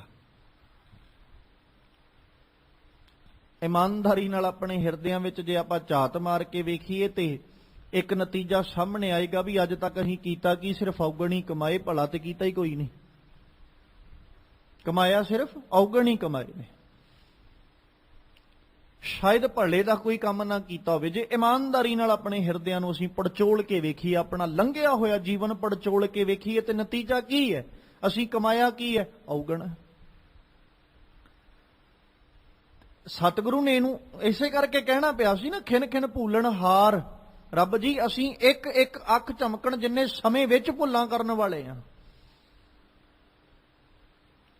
ਅਸੀਂ ਹਰ ਕਦਮ ਦੇ ਉੱਤੇ ਭੁੱਲ ਜਿਹੜੀ ਉਹ ਕਰਦੇ ਆ, ਹਰ ਕਦਮ ਦੇ ਉੱਤੇ ਅਸੀਂ ਗਲਤੀ ਕਰਦੇ ਆ। ਸ਼ਾਇਦ ਇਹੀ ਕਾਰਨ ਹੈ ਕਿ ਅਜੇ ਤੱਕ ਸਾਡੇ ਹਿਰਦਿਆਂ ਵਿੱਚ ਨਾਮ ਦਾ ਵਾਸਾ ਨਹੀਂ ਹੋਇਆ। ਜਾਂ ਇਉਂ ਕਹਿ ਲਈਏ ਵੀ ਇਹੀ ਕਾਰਨ ਹੈ ਕਿ ਸਾਡੇ ਜੀਵਨ ਦੇ ਅੰਦਰ ਅਸੀਂ ਅਜੇ ਤੱਕ ਗੁਰੂ ਦਾ ਮੇਲ ਹਾਸਲ ਨਹੀਂ ਕਰ ਸਕੇ। ਜੇ ਕਿਤੇ ਕੋਈ ਭਲਾ ਕਰਮ ਕੀਤਾ ਹੁੰਦਾ ਜਾਂ ਕੋਈ ਚੰਗਾ ਕਰਮ ਕਮਾਇਆ ਹੁੰਦਾ ਤੇ ਫਿਰ ਤੇ ਕਿਤੇ ਨਾ ਕਿਤੇ ਜਾ ਕੇ ਤੇ ਗੁਰੂ ਦੀ ਕਿਰਪਾ ਦੇ ਪਾਤਰ ਬਣਦੇ ਨਾ, ਗੁਰੂ ਦੀ ਰਹਿਮਤ ਦੇ ਪਾਤਰ ਬਣਦੇ, ਗੁਰੂ ਦੀ ਪ੍ਰਸੰਨਤਾ ਦੇ ਪਾਤਰ ਬਣਦੇ, ਜਾਂ ਗੁਰੂ ਦਾ ਮਿਲਾਪ ਹੋ ਜਾਂਦਾ, ਗੁਰੂ ਦਾ ਮੇਲ ਹੋ ਜਾਂਦਾ। ਪਰ ਅਫਸੋਸ ਤੇ ਇਸ ਗੱਲ ਦਾ ਵੀ ਅਸੀਂ ਜ਼ਿੰਦਗੀ ਦੇ ਅੰਦਰ ਅਜੇ ਤੱਕ ਕਮਾਇਆ ਹੀ ਕੀ ਹੈ? ਔਗਣ ਕਮਾਏ ਔਗਣ ਹੀ ਖੱਟੇ ਨੇ, ਔਗਣ ਹੀ ਜੀਵਨ ਦੇ ਅੰਦਰ ਕਮਾਉਂਦਿਆਂ ਸਾਰੇ ਦਾ ਸਾਰਾ ਜੀਵਨ ਔਗਣ ਕਮਾਉਂਦਿਆਂ ਹੀ ਲੰਘਾਤਾ। ਗੁਰੂ ਦੀ ਕਿਰਪਾ ਤੇ ਕਿਤੇ ਵੀ ਨਹੀਂ ਹੈ। ਤੇ ਮਾਲਕ ਕਹਿੰਦੇ ਜਦੋਂ ਗੁਰੂ ਪ੍ਰਸੰਨ ਹੁੰਦੇ ਨੇ ਨਾ, ਉਦੋਂ ਦੁਰਤ ਦੁਰੰਤਰ ਨਸ ਹੈ, ਦੂਰੋਂ ਹੀ ਨਸ ਜਾਂਦੇ ਔਗਣ। ਜੀਵਨ ਦੇ ਅੰਦਰ ਉਸ ਵਕਤ ਸਾਡੇ ਜਦੋਂ ਅਸੀਂ ਗੁਰੂ ਦੀ ਕਿਰਪਾ ਦੇ ਪਾਤਰ, ਗੁਰੂ ਦੀ ਪ੍ਰਸੰਨਤਾ ਦੇ ਪਾਤਰ ਬਣਦੇ ਹਾਂ, ਗੁਰੂ ਦੀ ਪ੍ਰਸੰਨਤਾ ਦੇ ਸਦਕਾ ਸਾਡੇ ਜੀਵਨ ਦੇ ਵਿੱਚੋਂ ਦੁਰਤਾਂ ਦਾ ਨਾਸ਼ ਹੋ ਜਾਣਾ ਲਾਜ਼ਮੀ ਹੈ। ਚੰਗੇ ਪਾਸੇ ਤੁਰਾਂਗੇ, ਮਾੜਾ ਪਾਸਾ ਆਪਣੇ ਆਪ ਹੀ ਛੁੱਟਦਾ ਜਾਂਦਾ ਹੈ। ਛੱਡਣ ਦੀ ਜ਼ਰੂਰਤ ਨਹੀਂ ਪੈਂਦੀ, ਛੁੱਟਦਾ ਜਾਂਦਾ ਹੈ। ਮਾੜੇ ਰਾਹ ਤੇ ਤੁਰ ਪਏ, ਚੰਗਾ ਛੱਡਣ ਦੀ ਲੋੜ ਨਹੀਂ ਪਏਗੀ, ਉਹਨੇ ਆਪੇ ਹੀ ਪਿੱਛੇ ਰਹਿ ਜਾਣਾ। ਚੰਗੇ ਨੇ ਤੇ ਆਪੇ ਪਾਸੇ ਹੋ ਜਾਣਾ। ਜੇ ਅਸੀਂ ਗੁਰੂ ਦੀ ਕਿਰਪਾ ਦੇ ਪਾਤਰ ਬਣਾਂਗੇ ਜਾਂ ਗੁਰੂ ਦੇ ਦਰਸਾਏ ਮਾਰਗ ਤੇ ਤੁਰ ਪਏ, ਸੁਭਾਵਿਕ ਜਿਹੀ ਗੱਲ ਹੈ, ਪਾਪਾਂ ਵਾਲਾ ਰਾਹ ਅਸੀਂ ਛੱਡ ਦਾਂਗੇ। ਗੁਰਬਾਣੀ ਨੇ ਸਮਝਾਉਂਦਿਆਂ ਆਖਿਆ ਸੀ ਨਾ, ਨਸ ਵੰਜੋ ਕਿਲ ਵੇਖੋ ਕਰਤਾ ਘਰ ਆਇਆ। ਜਦੋਂ ਕਰਤਾ ਘਰ ਵਿੱਚ ਹੀ ਆ ਗਿਆ ਤੇ ਕਿਲ ਵਿਖ ਤੇ ਆਪੇ ਚਲੇ ਜਾਣ। ਗੰਦਗੀ ਉਹਨਾਂ ਚਿਰ ਹੀ ਹੈ ਨਾ ਜਿੰਨਾ ਚਿਰ ਮਾਲਕ ਘਰ 'ਚ ਨਹੀਂ ਹੈ। ਆਪਾਂ ਜੀ ਆਪਣੇ ਘਰਾਂ ਦੀ ਹੀ ਗੱਲ ਕਰ ਲਈਏ, ਸੰਸਾਰਿਕ ਤੌਰ ਤੇ 2 ਦਿਨ ਕਿਤੇ ਤਾਲਾ ਲਾ ਕੇ ਆਪਾਂ ਘਰ ਨੂੰ ਚਲੇ ਜਾਈਏ ਤੇ ਆਉਂਦਿਆਂ ਘਰ ਦੀ ਨੁਹਾਰ ਹੀ ਬਦਲੀ ਹੁੰਦੀ, ਗੰਦਗੀ ਨਾਲ, ਮਿੱਟੀ ਨਾਲ, ਕਿੰਨਾ ਧੂਲ ਘੱਟੇ ਨਾਲ ਘਰ ਦਾ ਸਾਰਾ ਸਮਾਨ ਵੀ ਭਰ ਜਾਂਦਾ। 2 ਦਿਨ ਅਸੀਂ ਘਰੋਂ ਬਾਹਰ ਗਏ, ਸਾਰੇ ਦਾ ਸਾਰਾ ਘਰ ਦੀ ਨੁਹਾਰ ਬਦਲ ਗਈ, ਦਿੱਖ ਬਦਲ ਗਈ। 2 ਦਿਨ ਲਾ ਕੇ ਬਾਹਰ ਵਾਪਸ ਆ ਕੇ 4 ਦਿਨ ਲਾ ਕੇ ਸਫਾਈ ਕਰਨੀ ਪੈਂਦੀ ਵੀ ਹੁਣ ਅਸੀਂ ਸਾਫ਼ ਕਰ ਲਈਏ, ਕਿਉਂਕਿ ਘਰ ਦੇ ਵਿੱਚ ਪਤਾ ਲੱਗੇ ਅਸੀਂ ਰਹਿ ਰਹੇ ਹਾਂ। ਜੇ ਸੰਸਾਰਿਕ ਤੌਰ ਦੇ ਉੱਤੇ ਐਸਾ ਹੋ ਸਕਦਾ ਹੈ ਕਿ ਘਰ ਦਾ ਮਾਲਕ ਘਰ ਵਿੱਚ ਨਾ ਹੋਵੇ ਤੇ ਗੰਦਗੀ ਨਾਲ ਘਰ ਭਰ ਜਾਂਦਾ ਹੈ, ਜਾਂ ਇਉਂ ਕਹਿ ਲਈਏ ਜਦੋਂ ਘਰ ਬਣਿਆ ਨਾ ਹੋਵੇ, ਅਸੀਂ ਕੱਲੀਆਂ ਕੰਧਾਂ ਭਰ ਕੇ ਖੜੀਆਂ ਕਰ ਛੱਡੀਏ, ਕੰਧਾਂ ਖੜੀਆਂ ਕਰ ਛੱਡੀਏ ਤੇ ਮੁਹੱਲੇ ਦਾ ਸਾਰੇ ਦੇ ਸਾਰੇ ਲੋਕ ਕੂੜਾ ਕਰਕਟ ਇਕੱਠਾ ਕਰਕੇ ਉਸੇ ਦੀ ਸੁੱਟੀ ਜਾਂਦੇ। ਹਾਲਾਤ ਐਸੇ ਨੇ। ਹੁਣ ਜਦੋਂ ਅਸੀਂ ਆਪਣੇ ਘਰ ਦੀ ਗੱਲ ਕਰਾਂਗੇ, ਹਿਰਦੇ ਰੂਪੀ ਘਰ ਦੀ ਗੱਲ ਕਰਾਂਗੇ, ਤੇ ਕੀ ਅਸੀਂ ਇਹਦੇ ਵਿੱਚ ਇਕੱਠਾ ਕੀਤਾ? ਸਿਰਫ ਗੰਦਗੀ ਇਕੱਠੀ ਕੀਤੀ, ਕਿਉਂਕਿ ਅਜੇ ਤੱਕ ਅਸੀਂ ਆਪਣੇ ਘਰ ਨੂੰ ਇਹ ਦੱਸ ਨਹੀਂ ਸਕੇ, ਉਹ ਸੱਜਣਾ ਤੇਰਾ ਮਾਲਕ ਤੇਰੇ ਘਰ 'ਚ ਬੈਠਾ ਹੈ ਤੇ ਤੂੰ ਆਪਣੇ ਮਾਲਕ ਨੂੰ ਜਿਹੜਾ ਘਰ ਦੇ ਵਿੱਚ ਬੈਠਾ ਹੈ ਉਹਨੂੰ ਪਹਿਚਾਨਣ ਦੀ ਕੋਸ਼ਿਸ਼ ਕਰ, ਯਤਨ ਕਰ, ਕਿਤੇ ਉਹ ਅਕਾਲ ਪੁਰਖ ਦੀ ਤੈਨੂੰ ਪਹਿਚਾਨ ਹੋਵੇ ਤੇ ਤੇਰੇ ਜੀਵਨ ਵਿਚਲੀ ਗੰਦਗੀ ਮੁੱਕ ਜਾਏ। ਤੂੰ ਆਪਣੇ ਕਿਲ ਵਿਖਾਂ ਨੂੰ, ਉਹ ਜਿਹੜਾ ਜੀਵਨ ਦੇ ਅੰਦਰ ਗੰਦਗੀ ਦਾ ਢੇਰ ਇਕੱਠਾ ਕੀਤਾ ਹੈ ਜਾਂ ਜਿਹੜੇ ਕਰਮ ਤੂੰ ਆਪਣੇ ਜੀਵਨ ਵਿੱਚ ਕੀਤੇ, ਕਿਤੇ ਉਹਨਾਂ ਨੂੰ ਕਹਿ ਸਕੇ ਭਾਈ ਹੁਣ ਚਲੇ ਜਾਓ, ਹੁਣ ਤੁਹਾਡਾ ਜ਼ੋਰ ਨਹੀਂ ਚੱਲਣਾ, ਕਿਉਂਕਿ ਘਰ ਦਾ ਮਾਲਕ ਘਰ ਵਿੱਚ ਆ ਚੁੱਕਾ ਹੈ। ਸਤਿਗੁਰੂ ਪਾਤਸ਼ਾਹ ਜੀ ਨੇ ਨਾ ਭਗਤ ਕਬੀਰ ਸਾਹਿਬ ਨੂੰ ਜਦੋਂ ਪੜ੍ਹਦੇ ਆ ਤੇ ਉਹਨਾਂ ਬੜਾ ਪਿਆਰਾ ਜ਼ਿਕਰ ਕੀਤਾ। ਉਹਨਾਂ ਪਤਾ ਕੀ ਆਖਿਆ? ਗਾਵੋ ਗਾਵੋਰੀ ਦੁਲਹਣੀ ਮੰਗਲਚਾਰ, ਮੇਰੇ ਗ੍ਰਹਿ ਆਏ ਰਾਜਾ ਰਾਮ ਪਤਾਰ। ਜਦੋਂ ਮੈਂ ਇਹ ਗੱਲ ਮੰਨਾਂਗਾ ਕਿ ਮੇਰੇ ਘਰ ਦੇ ਅੰਦਰ ਰਾਜਾ ਰਾਮ ਭਾਵ ਅਕਾਲ ਪੁਰਖ ਪਰਮੇਸ਼ਵਰ ਜਦੋਂ ਮੇਰਾ ਪਤੀ ਮੇਰੇ ਘਰ 'ਚ ਆ ਕੇ ਬੈਠ ਗਿਆ, ਤੇ ਮੈਂ ਤੇ ਆਖਾਂਗੀ ਨਾ ਭਾਈ ਮੇਰੇ ਕੋਲ ਬੜੀ ਜ਼ਿਆਦਾ ਪ੍ਰਸੰਨਤਾ, ਮੈਨੂੰ ਬਹੁਤ ਖੁਸ਼ੀ ਹੈ ਕਿਉਂਕਿ ਅੱਜ ਮੇਰਾ ਮਾਲਕ ਮੇਰੇ ਘਰ ਦੇ ਵਿੱਚ ਆਇਆ। ਤੇ ਫਿਰ ਗਾਵੋ ਗਾਵੋਰੀ ਦੁਲਹਣੀ ਮੰਗਲਚਾਰ, ਭਾਈ ਆਪਾਂ ਸਾਰੇ ਮਿਲ ਕੇ ਖੁਸ਼ੀ ਦੇ ਗੀਤ ਗਾਈਏ, ਕਿਉਂਕਿ ਸਾਡੇ ਹਿਰਦੇ ਰੂਪੀ ਘਰ ਦੇ ਅੰਦਰ ਉਹ ਅਕਾਲ ਪੁਰਖ ਪਰਮੇਸ਼ਵਰ ਆਪ ਚੱਲ ਕੇ ਆਏ ਨੇ। ਗੁਰ ਜਿਨ ਕੋ ਸੋ ਪ੍ਰਸੰਨ, ਨਾਮ ਹਰ ਹਿਰਦੈ ਨਿਵਾਸ ਹੈ, ਹਰੀ ਦਾ ਨਾਮ ਹਿਰਦੇ 'ਚ ਵਸ ਗਿਆ। ਜਿਨ ਕੋ ਗੁਰ ਸੋ ਪ੍ਰਸੰਨ, ਦੁਰਤ ਦੂਰ ਅੰਤਰ ਨਾਸ ਹੈ, ਪਾਪਾਂ ਤੋਂ ਛੁਟਕਾਰਾ ਹੋ ਗਿਆ ਸਿਰਫ ਇੱਕੋ ਤਰੀਕੇ ਨਾਲ ਕਿ ਅਸੀਂ ਆਪਣੀ ਜ਼ਿੰਦਗੀ, ਆਪਣੇ ਜੀਵਨ ਦੇ ਅੰਦਰ ਗੁਰੂ ਦੀ ਪ੍ਰਸੰਨਤਾ ਦੇ ਪਾਤਰ ਬਣ ਗਏ। ਹੁਣ ਗੁਰੂ ਦੀ ਪ੍ਰਸੰਨਤਾ ਦੇ ਪਾਤਰ ਬਣਨ ਲਈ ਸਟਰਗਲ, ਜੇ ਜ਼ਿੰਦਗੀ ਦੇ ਅੰਦਰ ਮਸ਼ੱਕਤ ਹੈ, ਜੇ ਸਾਨੂੰ ਘਾਲਣੀ ਆ ਗਈ ਤੇ ਕਿਰਪਾ ਦੇ ਪਾਤਰ ਬਣ ਜਾਾਂਗੇ। ਜੇ ਮਸ਼ੱਕਤ ਘਾਲਣੀ ਨਾ ਆਈ ਤੇ ਫਿਰ ਖਿਆਲ ਕਰਿਓ ਅਸੀਂ ਗੁਰੂ ਦੇ ਦਰ ਤੇ ਰਹਿੰਦਿਆਂ ਹੋਇਆਂ ਵੀ ਗੁਰੂ ਦੀ ਪ੍ਰਸੰਨਤਾ ਤੋਂ ਸੱਖਣੇ ਰਹਿ ਜਾਾਂਗੇ, ਵਾਂਝੇ ਰਹਿ ਜਾਾਂਗੇ। ਇੱਕ ਨਿੱਕਾ ਜਿਹਾ ਪੱਖ ਮੈਂ ਇਤਿਹਾਸ 'ਚੋਂ ਰੱਖਦਾ ਚੱਲਾਂ। ਜਦੋਂ ਗੁਰੂ ਪ੍ਰਸੰਨਤਾ ਦਿੰਦਾ ਨਾ, ਪਤਾ ਨਹੀਂ ਉਹਨੇ ਕਿਹੜੇ ਨਜ਼ਰੀਏ ਨਾਲ ਕਿੱਥੇ ਕਿਸ ਵਕਤ ਪ੍ਰਸੰਨਤਾ ਦੇ ਦੇਣੀ, ਇਹਦਾ ਕੋਈ ਦਾਵਾ ਨਹੀਂ। ਬਸ ਅਸੀਂ ਇਹ ਹੱਥ ਜੋੜ ਕੇ ਅਰਦਾਸ ਕਰ ਸਕਦੇ ਹਾਂ ਵੀ ਸਤਿਗੁਰੂ ਕਿਰਪਾ ਕਰੀ ਕਿਤੇ ਮੈਂ ਤੇਰੀ ਪ੍ਰਸੰਨਤਾ ਦਾ ਪਾਤਰ ਬਣਾ। ਜੇ ਕਿਤੇ ਤੂੰ ਮੇਰੀ ਪ੍ਰੀਖਿਆ ਵੀ ਲਵੇਂ ਤੇ ਆਪ ਰਹਿਮਤ ਕਰਕੇ ਮੈਨੂੰ ਉਸ ਪ੍ਰੀਖਿਆ ਚੋਂ ਪਾਸ ਵੀ ਕਰਦੀ, ਮੈਂ ਤੇਰੀ ਪ੍ਰਸੰਨਤਾ ਦਾ ਪਾਤਰ ਬਣਨਾ ਚਾਹੁੰਦਾ। ਪ੍ਰਸੰਨਤਾ ਦਾ ਨਹੀਂ ਪਤਾ ਉਹਨੇ ਕਦੋਂ ਦੇ ਦੇਣੀ ਹੈ। ਗੁਰੂ ਹਰਗੋਬਿੰਦ ਸਾਹਿਬ ਜੀ ਦੇ ਨਾ ਜੀਵਨ ਵਿੱਚ ਇੱਕ ਘਟਨਾ, ਇਤਿਹਾਸ ਨੇ ਸਾਡੀ ਝੋਲੀ 'ਚ ਇੱਕ ਨਾਮ ਪਾਇਆ, ਬੀਬੀ ਸੁਰਤੀ।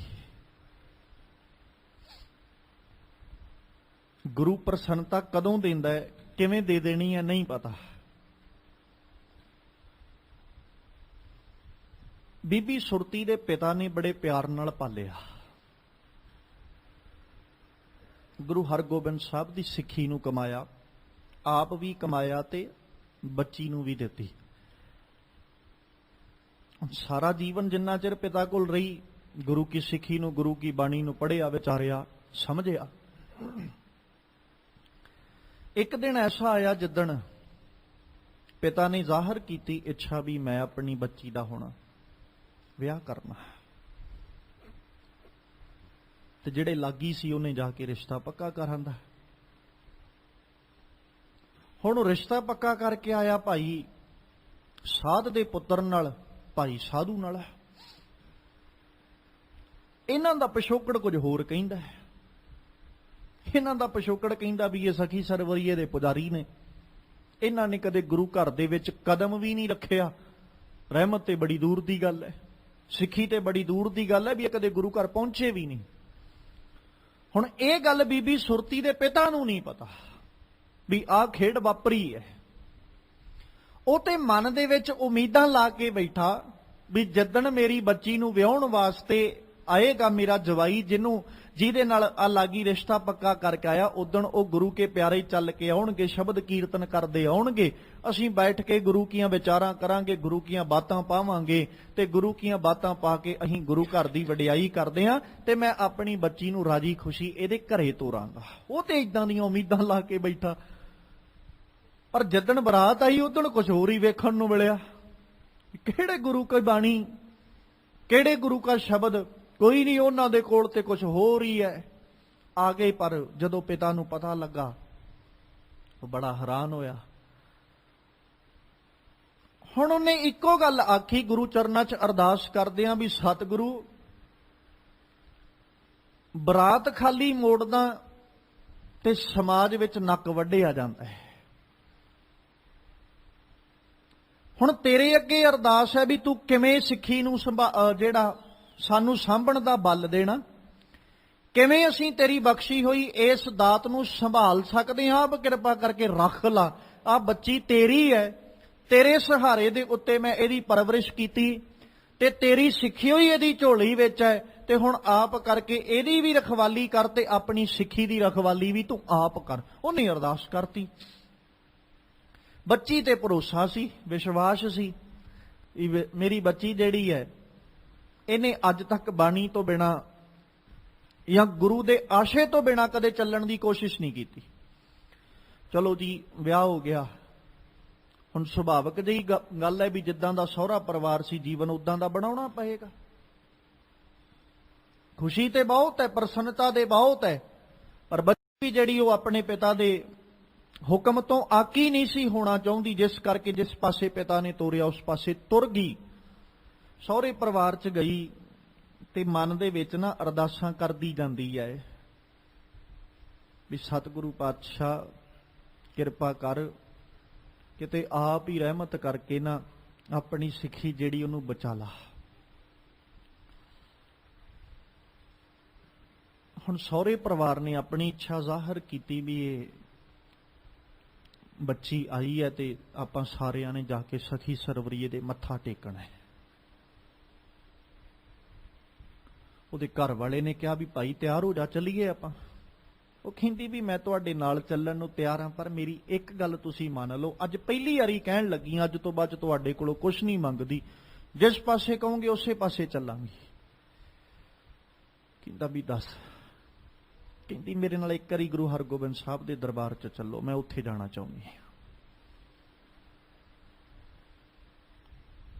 ਮੁੜ ਕੇ ਜਿਸ ਪਾਸੇ ਤੁਸੀਂ ਕਹੋਗੇ ਉਸੇ ਪਾਸੇ ਚੱਲਾਂਗੀ, ਕਦੇ ਆਕੀ ਨਹੀਂ ਹੋਵਾਂਗੀ ਤੁਹਾਡੇ ਹੁਕਮ ਤੋਂ, ਫਿਰ ਜਿੱਧਰ ਤੋਰੇਗਾ ਉਧਰ ਤੁਰ ਚੱਲਾਂਗੀ। ਉਹ ਕਹਿੰਦਾ ਵੀ ਚੱਲ ਇਹ ਕਿੱਡੀ ਕੁ ਵੱਡੀ ਗੱਲ ਹੈ ਵੀ ਚੱਲ ਆਪਾਂ ਇੱਕ ਵਾਰੀ ਤੇਰੇ ਕਹਿਣ ਤੇ ਉੱਥੇ ਵੀ ਜਾ ਆਉਂਦੇ ਹਾਂ। ਉਹਨੇ ਮਾਤਾ ਨਾਲ ਪਿਤਾ ਨਾਲ ਗੱਲ ਕੀਤੀ, ਮਾਂ ਪਿਓ ਨੂੰ ਸਮਝਾਇਆ।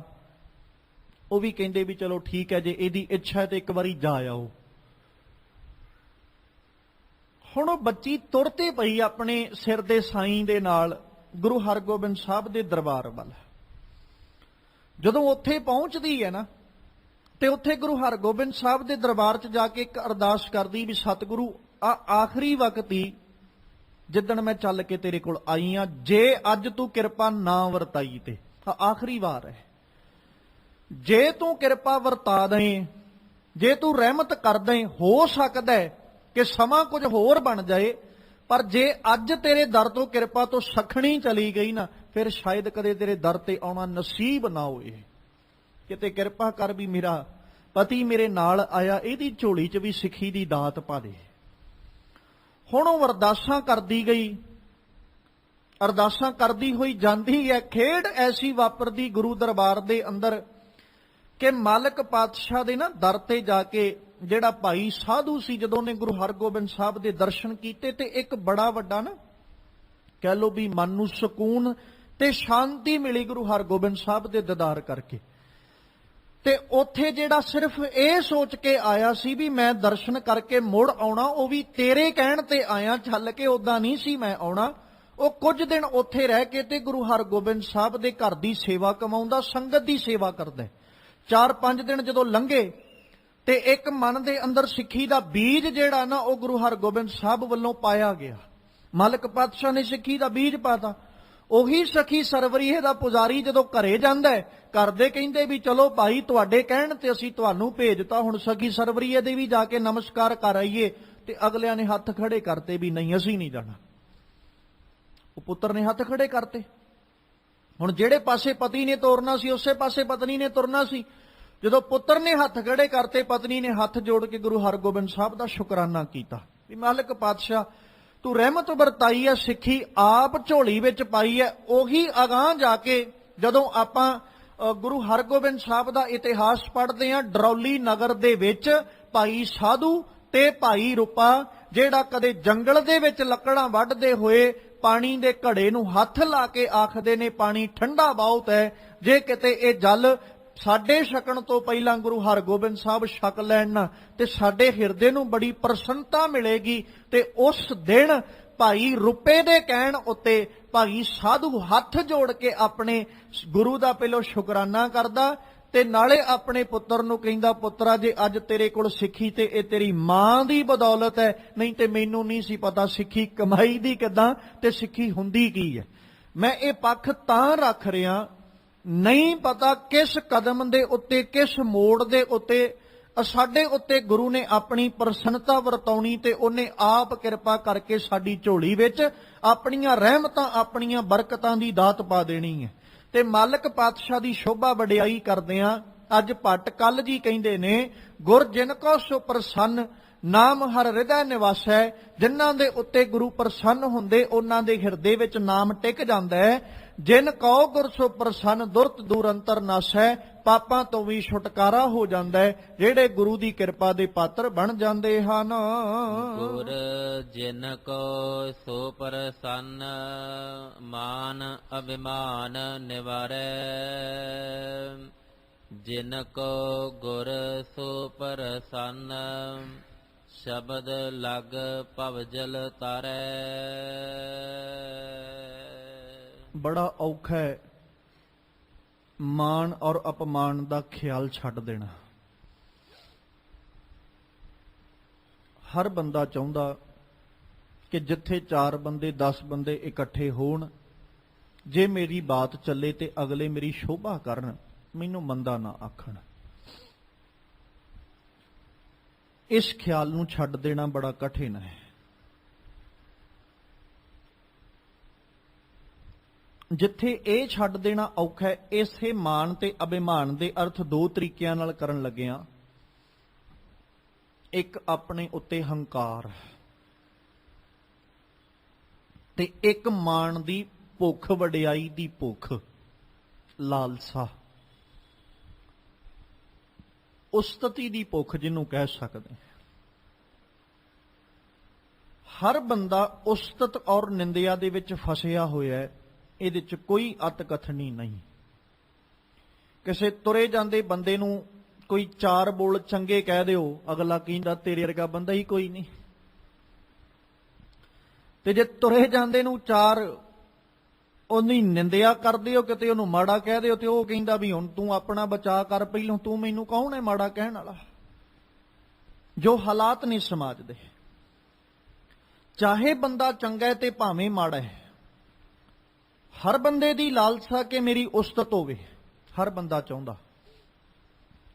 ਇਸੇ ਲਈ ਉਸਤਤੀ ਦੀ ਭੁੱਖ ਹੈ, ਜਿਸ ਕਰਕੇ ਇਨਸਾਨ ਆਪਣੇ ਚੰਗੇ ਕਰਮ ਦੁਨੀਆ ਅੱਗੇ ਰੱਖਦਾ ਤੇ ਮੰਦਿਆਂ ਤੇ ਪਰਦਾ ਪਾ ਰੱਖਦਾ।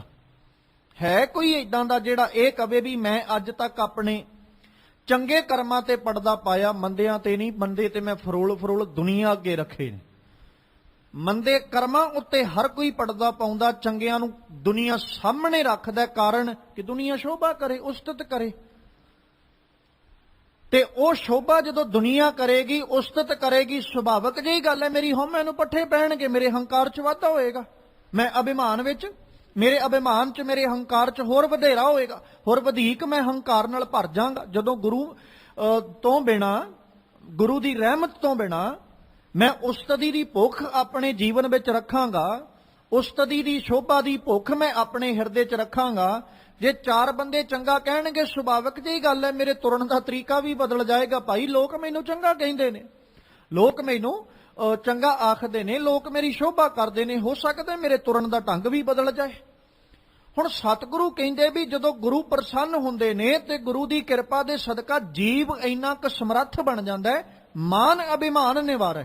ਉਹ ਆਪਣੇ ਜੀਵਨ ਵਿੱਚੋਂ ਮਾਨ ਵੀ ਛੱਡ ਦਿੰਦਾ ਤੇ ਅਭਿਮਾਨ ਵੀ ਛੱਡ ਦਿੰਦਾ। ਇਉਂ ਕਹਿ ਲਈਏ ਉਹ ਆਪਣੇ ਜੀਵਨ ਵਿੱਚੋਂ ਹਉਮੈ ਵੀ ਛੱਡ ਦਿੰਦਾ ਤੇ ਇੱਥੇ ਤੱਕ ਪਹੁੰਚ ਜਾਂਦਾ ਹੈ ਕਿ ਉਸਤਤ ਨਿੰਦਿਆ ਦਊ ਤੇ ਆਗਿਆ ਖੋਜੈ ਪਦ ਨਿਰਬਾਨਾ। ਉਹ ਉਸਤਤ ਵੀ ਛੱਡ ਦਿੰਦਾ ਤੇ ਨਿੰਦਿਆ ਨੂੰ ਵੀ ਛੱਡ ਦਿੰਦਾ ਹੈ, ਉਹ ਭੁੱਲ ਜਾਂਦਾ ਹੈ। ਫਿਰ ਉਹ ਇਹ ਗੱਲ ਕਹਿੰਦਾ, ਕੋਈ ਭਲਾ ਕਹੋ ਭਾਵੇਂ ਬੁਰਾ ਕਹੋ, ਹਮ ਤਨ ਦਿਓ ਹੈ ਢਾਰ। ਜਿਹਨੂੰ ਸਤਿਗੁਰੂ ਰਾਮਦਾਸ ਪਾਤਸ਼ਾਹ ਕਹਿੰਦੇ, ਅਬ ਹਮ ਚਲੀ ਠਾਕੁਰ ਪਹਿਹਾਰ। ਜਦੋਂ ਮੈਂ ਆਪਣਾ ਆਪਾ ਰੱਖ ਹੀ ਗੁਰੂ ਅੱਗੇ ਦਿੱਤਾ, ਹੁਣ ਕੋਈ ਮਾੜਾ ਕਹੀ ਜਾਏ, ਕੋਈ ਚੰਗਾ ਕਹੀ ਜਾਏ, ਕੋਈ ਪਰਵਾਹ ਨਹੀਂ। ਇੱਥੋਂ ਤੱਕ ਸਤਿਗੁਰੂ ਕਹਿੰਦੇ ਕਿ ਅਕਾਲ ਪੁਰਖ ਪਰਮੇਸ਼ਵਰ ਜੀ, ਜਦੋਂ ਮੈਂ ਆਪਣਾ ਆਪਾ ਤੁਹਾਡੇ ਅੱਗੇ ਰੱਖ ਹੀ ਦਿੱਤਾ ਹੈ, ਹੁਣ ਤੁਸੀਂ ਰੱਖੋ ਤੇ ਭਾਵੇਂ ਮਾਰ ਦਿਓ। ਮੈਂ ਇਹ ਆਸ ਵੀ ਆਪਣੇ ਜੀਵਨ ਚੋਂ ਛੱਡ ਦਿੱਤੀ ਹੈ, ਉਸਤਤ ਵੀ ਛੱਡਤੀ, ਨਿੰਦਿਆ ਵੀ ਛੱਡਤੀ। ਕੋਈ ਚੰਗਾ ਕਹੀ ਜਾਏ, ਕੋਈ ਮਾੜਾ ਕਹੀ ਜਾਏ, ਮੈਂ ਕਿਸੇ ਗੱਲ ਦੀ ਪਰਵਾਹ ਨਹੀਂ ਕਰਦਾ। ਮੈਨੂੰ ਸਿਰਫ ਇਹ ਹੈ ਕਿ ਮੈਂ ਕਿਸੇ ਨਾ ਕਿਸੇ ਢੰਗ ਨਾਲ ਤੇਰੀ ਪ੍ਰਸੰਨਤਾ ਦਾ ਪਾਤਰ ਬਣਿਆ ਰਵਾਂ। ਇਹੀ ਕਾਰਨ ਸੀ ਜਦੋਂ ਭਗਤ ਕਬੀਰ ਸਾਹਿਬ ਬੋਲੇ ਤੇ ਉਹ ਕਹਿੰਦੇ, ਨਾਕੋਂ ਕਾਟੀ ਕਾਨੋਂ ਕਾਟੀ ਕਾਟ ਕੂਟ ਕੈ ਡਾਰੀ, ਕਹੋ ਕਬੀਰ ਸੰਤਨ ਕੀ ਬੈਰਨ ਤੀਨ ਲੋਕ ਕੀ ਪਿਆਰੀ। ਇਨਸਾਨ ਨੱਕ ਅਤੇ ਕੰਨ ਕਰਕੇ ਬਹੁਤ ਕੁਝ ਕਰਦਾ ਹੈ। ਨੱਕ ਸਮਾਜ ਵਿੱਚ ਇੱਜ਼ਤ ਤੇ ਕੰਨ ਸਮਾਜ ਵਿੱਚੋਂ ਉਸਤਤ ਸੁਣਨ ਦੇ ਲਈ। ਇਸ ਕਰਕੇ ਜਿੰਨੇ ਵੀ ਕਰਮ ਨੇ ਇਨਸਾਨ ਦੇ, ਉਹ ਸਾਰੇ ਨੱਕ ਤੇ ਕੰਨ ਕਰਕੇ ਹੀ ਨੇ। ਜੇ ਨੱਕ ਤੇ ਕੰਨ ਦੀ ਪਰਵਾਹ ਨਾ ਹੋਵੇ ਤੇ ਸ਼ਾਇਦ ਇਨਸਾਨ ਕੋਈ ਕਰਮ ਜਿਹੜਾ ਨਾ ਉਹ ਦੁਨੀਆ ਦੇ ਸਾਹਮਣੇ ਕਰਨ ਦੀ ਬਜਾਏ ਦੁਨੀਆ ਤੋਂ ਛੁਪਾ ਕੇ ਕਰੇ। ਇਹੋ ਕਾਰਨ ਹੈ ਕਿ ਦੁਨੀਆ ਵਿੱਚ ਰਹਿਣ ਵਾਲਾ ਹਰ ਬੰਦਾ ਜਦੋਂ ਕਿਤੇ ਭਲਾ ਕਰਦਾ ਹੈ, ਭਾਵੇਂ ਉਹਨੇ ਇੱਕ ਬੰਦੇ ਦਾ ਕਰਨਾ ਹੋਵੇ, ਭਾਵੇਂ ਰਤਾ ਮਾਤਰ ਹੀ ਭਲਾ ਕਰਨਾ ਹੋਵੇ, ਤੇ ਉਹ ਦੁਨੀਆ ਨੂੰ ਵਿਖਾ ਕੇ ਕਰਨਾ ਚਾਹੁੰਦਾ ਤਾਂ ਜੋ ਦੁਨੀਆ 'ਚ ਮੇਰਾ ਨੱਕ ਵੀ ਬਣੇ ਤੇ ਮੇਰੀ ਕੰਨ ਵੀ ਜਿਹੜੇ ਉਹ ਵੀ ਬਣੇ ਰਹਿਣ। ਹੁਣ ਜੇ ਉਹੀ ਬੰਦਾ ਆਪਣੇ ਭੈੜੇ ਕਰਮਾਂ ਨੂੰ ਦੁਨੀਆ ਸਾਹਮਣੇ ਰੱਖਦਾ ਹੈ, ਸੁਭਾਵਿਕ ਜਿਹੀ ਗੱਲ ਹੈ, ਉਹਦਾ ਨੱਕ ਵੀ ਵੱਢਿਆ ਜਾਂਦਾ ਤੇ ਉਹਦੇ ਕੰਨ ਵੀ ਵੱਢੇ ਜਾਂਦੇ ਨੇ। ਤੇ ਭਗਤ ਕਬੀਰ ਸਾਹਿਬ ਕਹਿੰਦੇ, ਆਪਾਂ ਤੇ ਨੱਕ ਵੀ ਕੱਟ ਕੇ ਰੱਖਤਾ, ਆਪਾਂ ਕੰਨ ਵੀ ਕੱਟ ਕੇ ਰੱਖਤੇ। ਮਤਲਬ ਇਹ ਕਿ ਆਪਾਂ ਨਾ ਤੇ ਨੱਕ ਦੀ ਪਰਵਾਹ ਕਰੀਦੀ ਤੇ ਨਾ ਹੀ ਆਪਾਂ ਕੰਨਾਂ ਦੀ ਪਰਵਾਹ ਕਰੀਦੀ ਹੈ। ਇੱਕ ਅਵਸਥਾ ਹੈ, ਜਿਸ ਅਵਸਥਾ ਤੇ ਜਾ ਕੇ ਇਨਸਾਨ ਇਹ ਗੱਲ ਕਹਿੰਦਾ, ਨਿੰਦੋ ਨਿੰਦੋ ਮੋਕੋ ਲੋਕ ਨਿੰਦੋ, ਨਿੰਦਾ ਜਨ ਕੋ ਖਰੀ ਪਿਆਰੀ, ਨਿੰਦਾ ਬਾਪ ਨਿੰਦਾ ਮਹਤਾਰੀ। ਹੁਣ ਹਰ ਇਨਸਾਨ ਇਹ ਗੱਲ ਕਵੇ ਕਦਾਚਿਤ ਪੋਸੀਬਲ ਨਹੀਂ, ਕਿ ਹਰ ਬੰਦਾ ਇਹ ਕਵੇ ਕਿ ਮੈਂ ਆਪਣੀ ਨਿੰਦਿਆ ਜਿਹੜੀ ਉਹ ਸੁਣਨੀ ਚੰਗੀ ਸਮਝਦਾ। ਹਰ ਬੰਦਾ ਉਸਤਤ ਦਾ ਭੁੱਖਾ ਹੈ, ਹਰ ਬੰਦਾ ਵਡਿਆਈ ਦਾ ਭੁੱਖਾ ਹੈ, ਆਪਣੇ ਕੰਨਾਂ ਨਾਲ ਆਪਣੀ ਵਡਿਆਈ ਤੇ ਦੂਜੇ ਦੀ ਨਿੰਦਿਆ।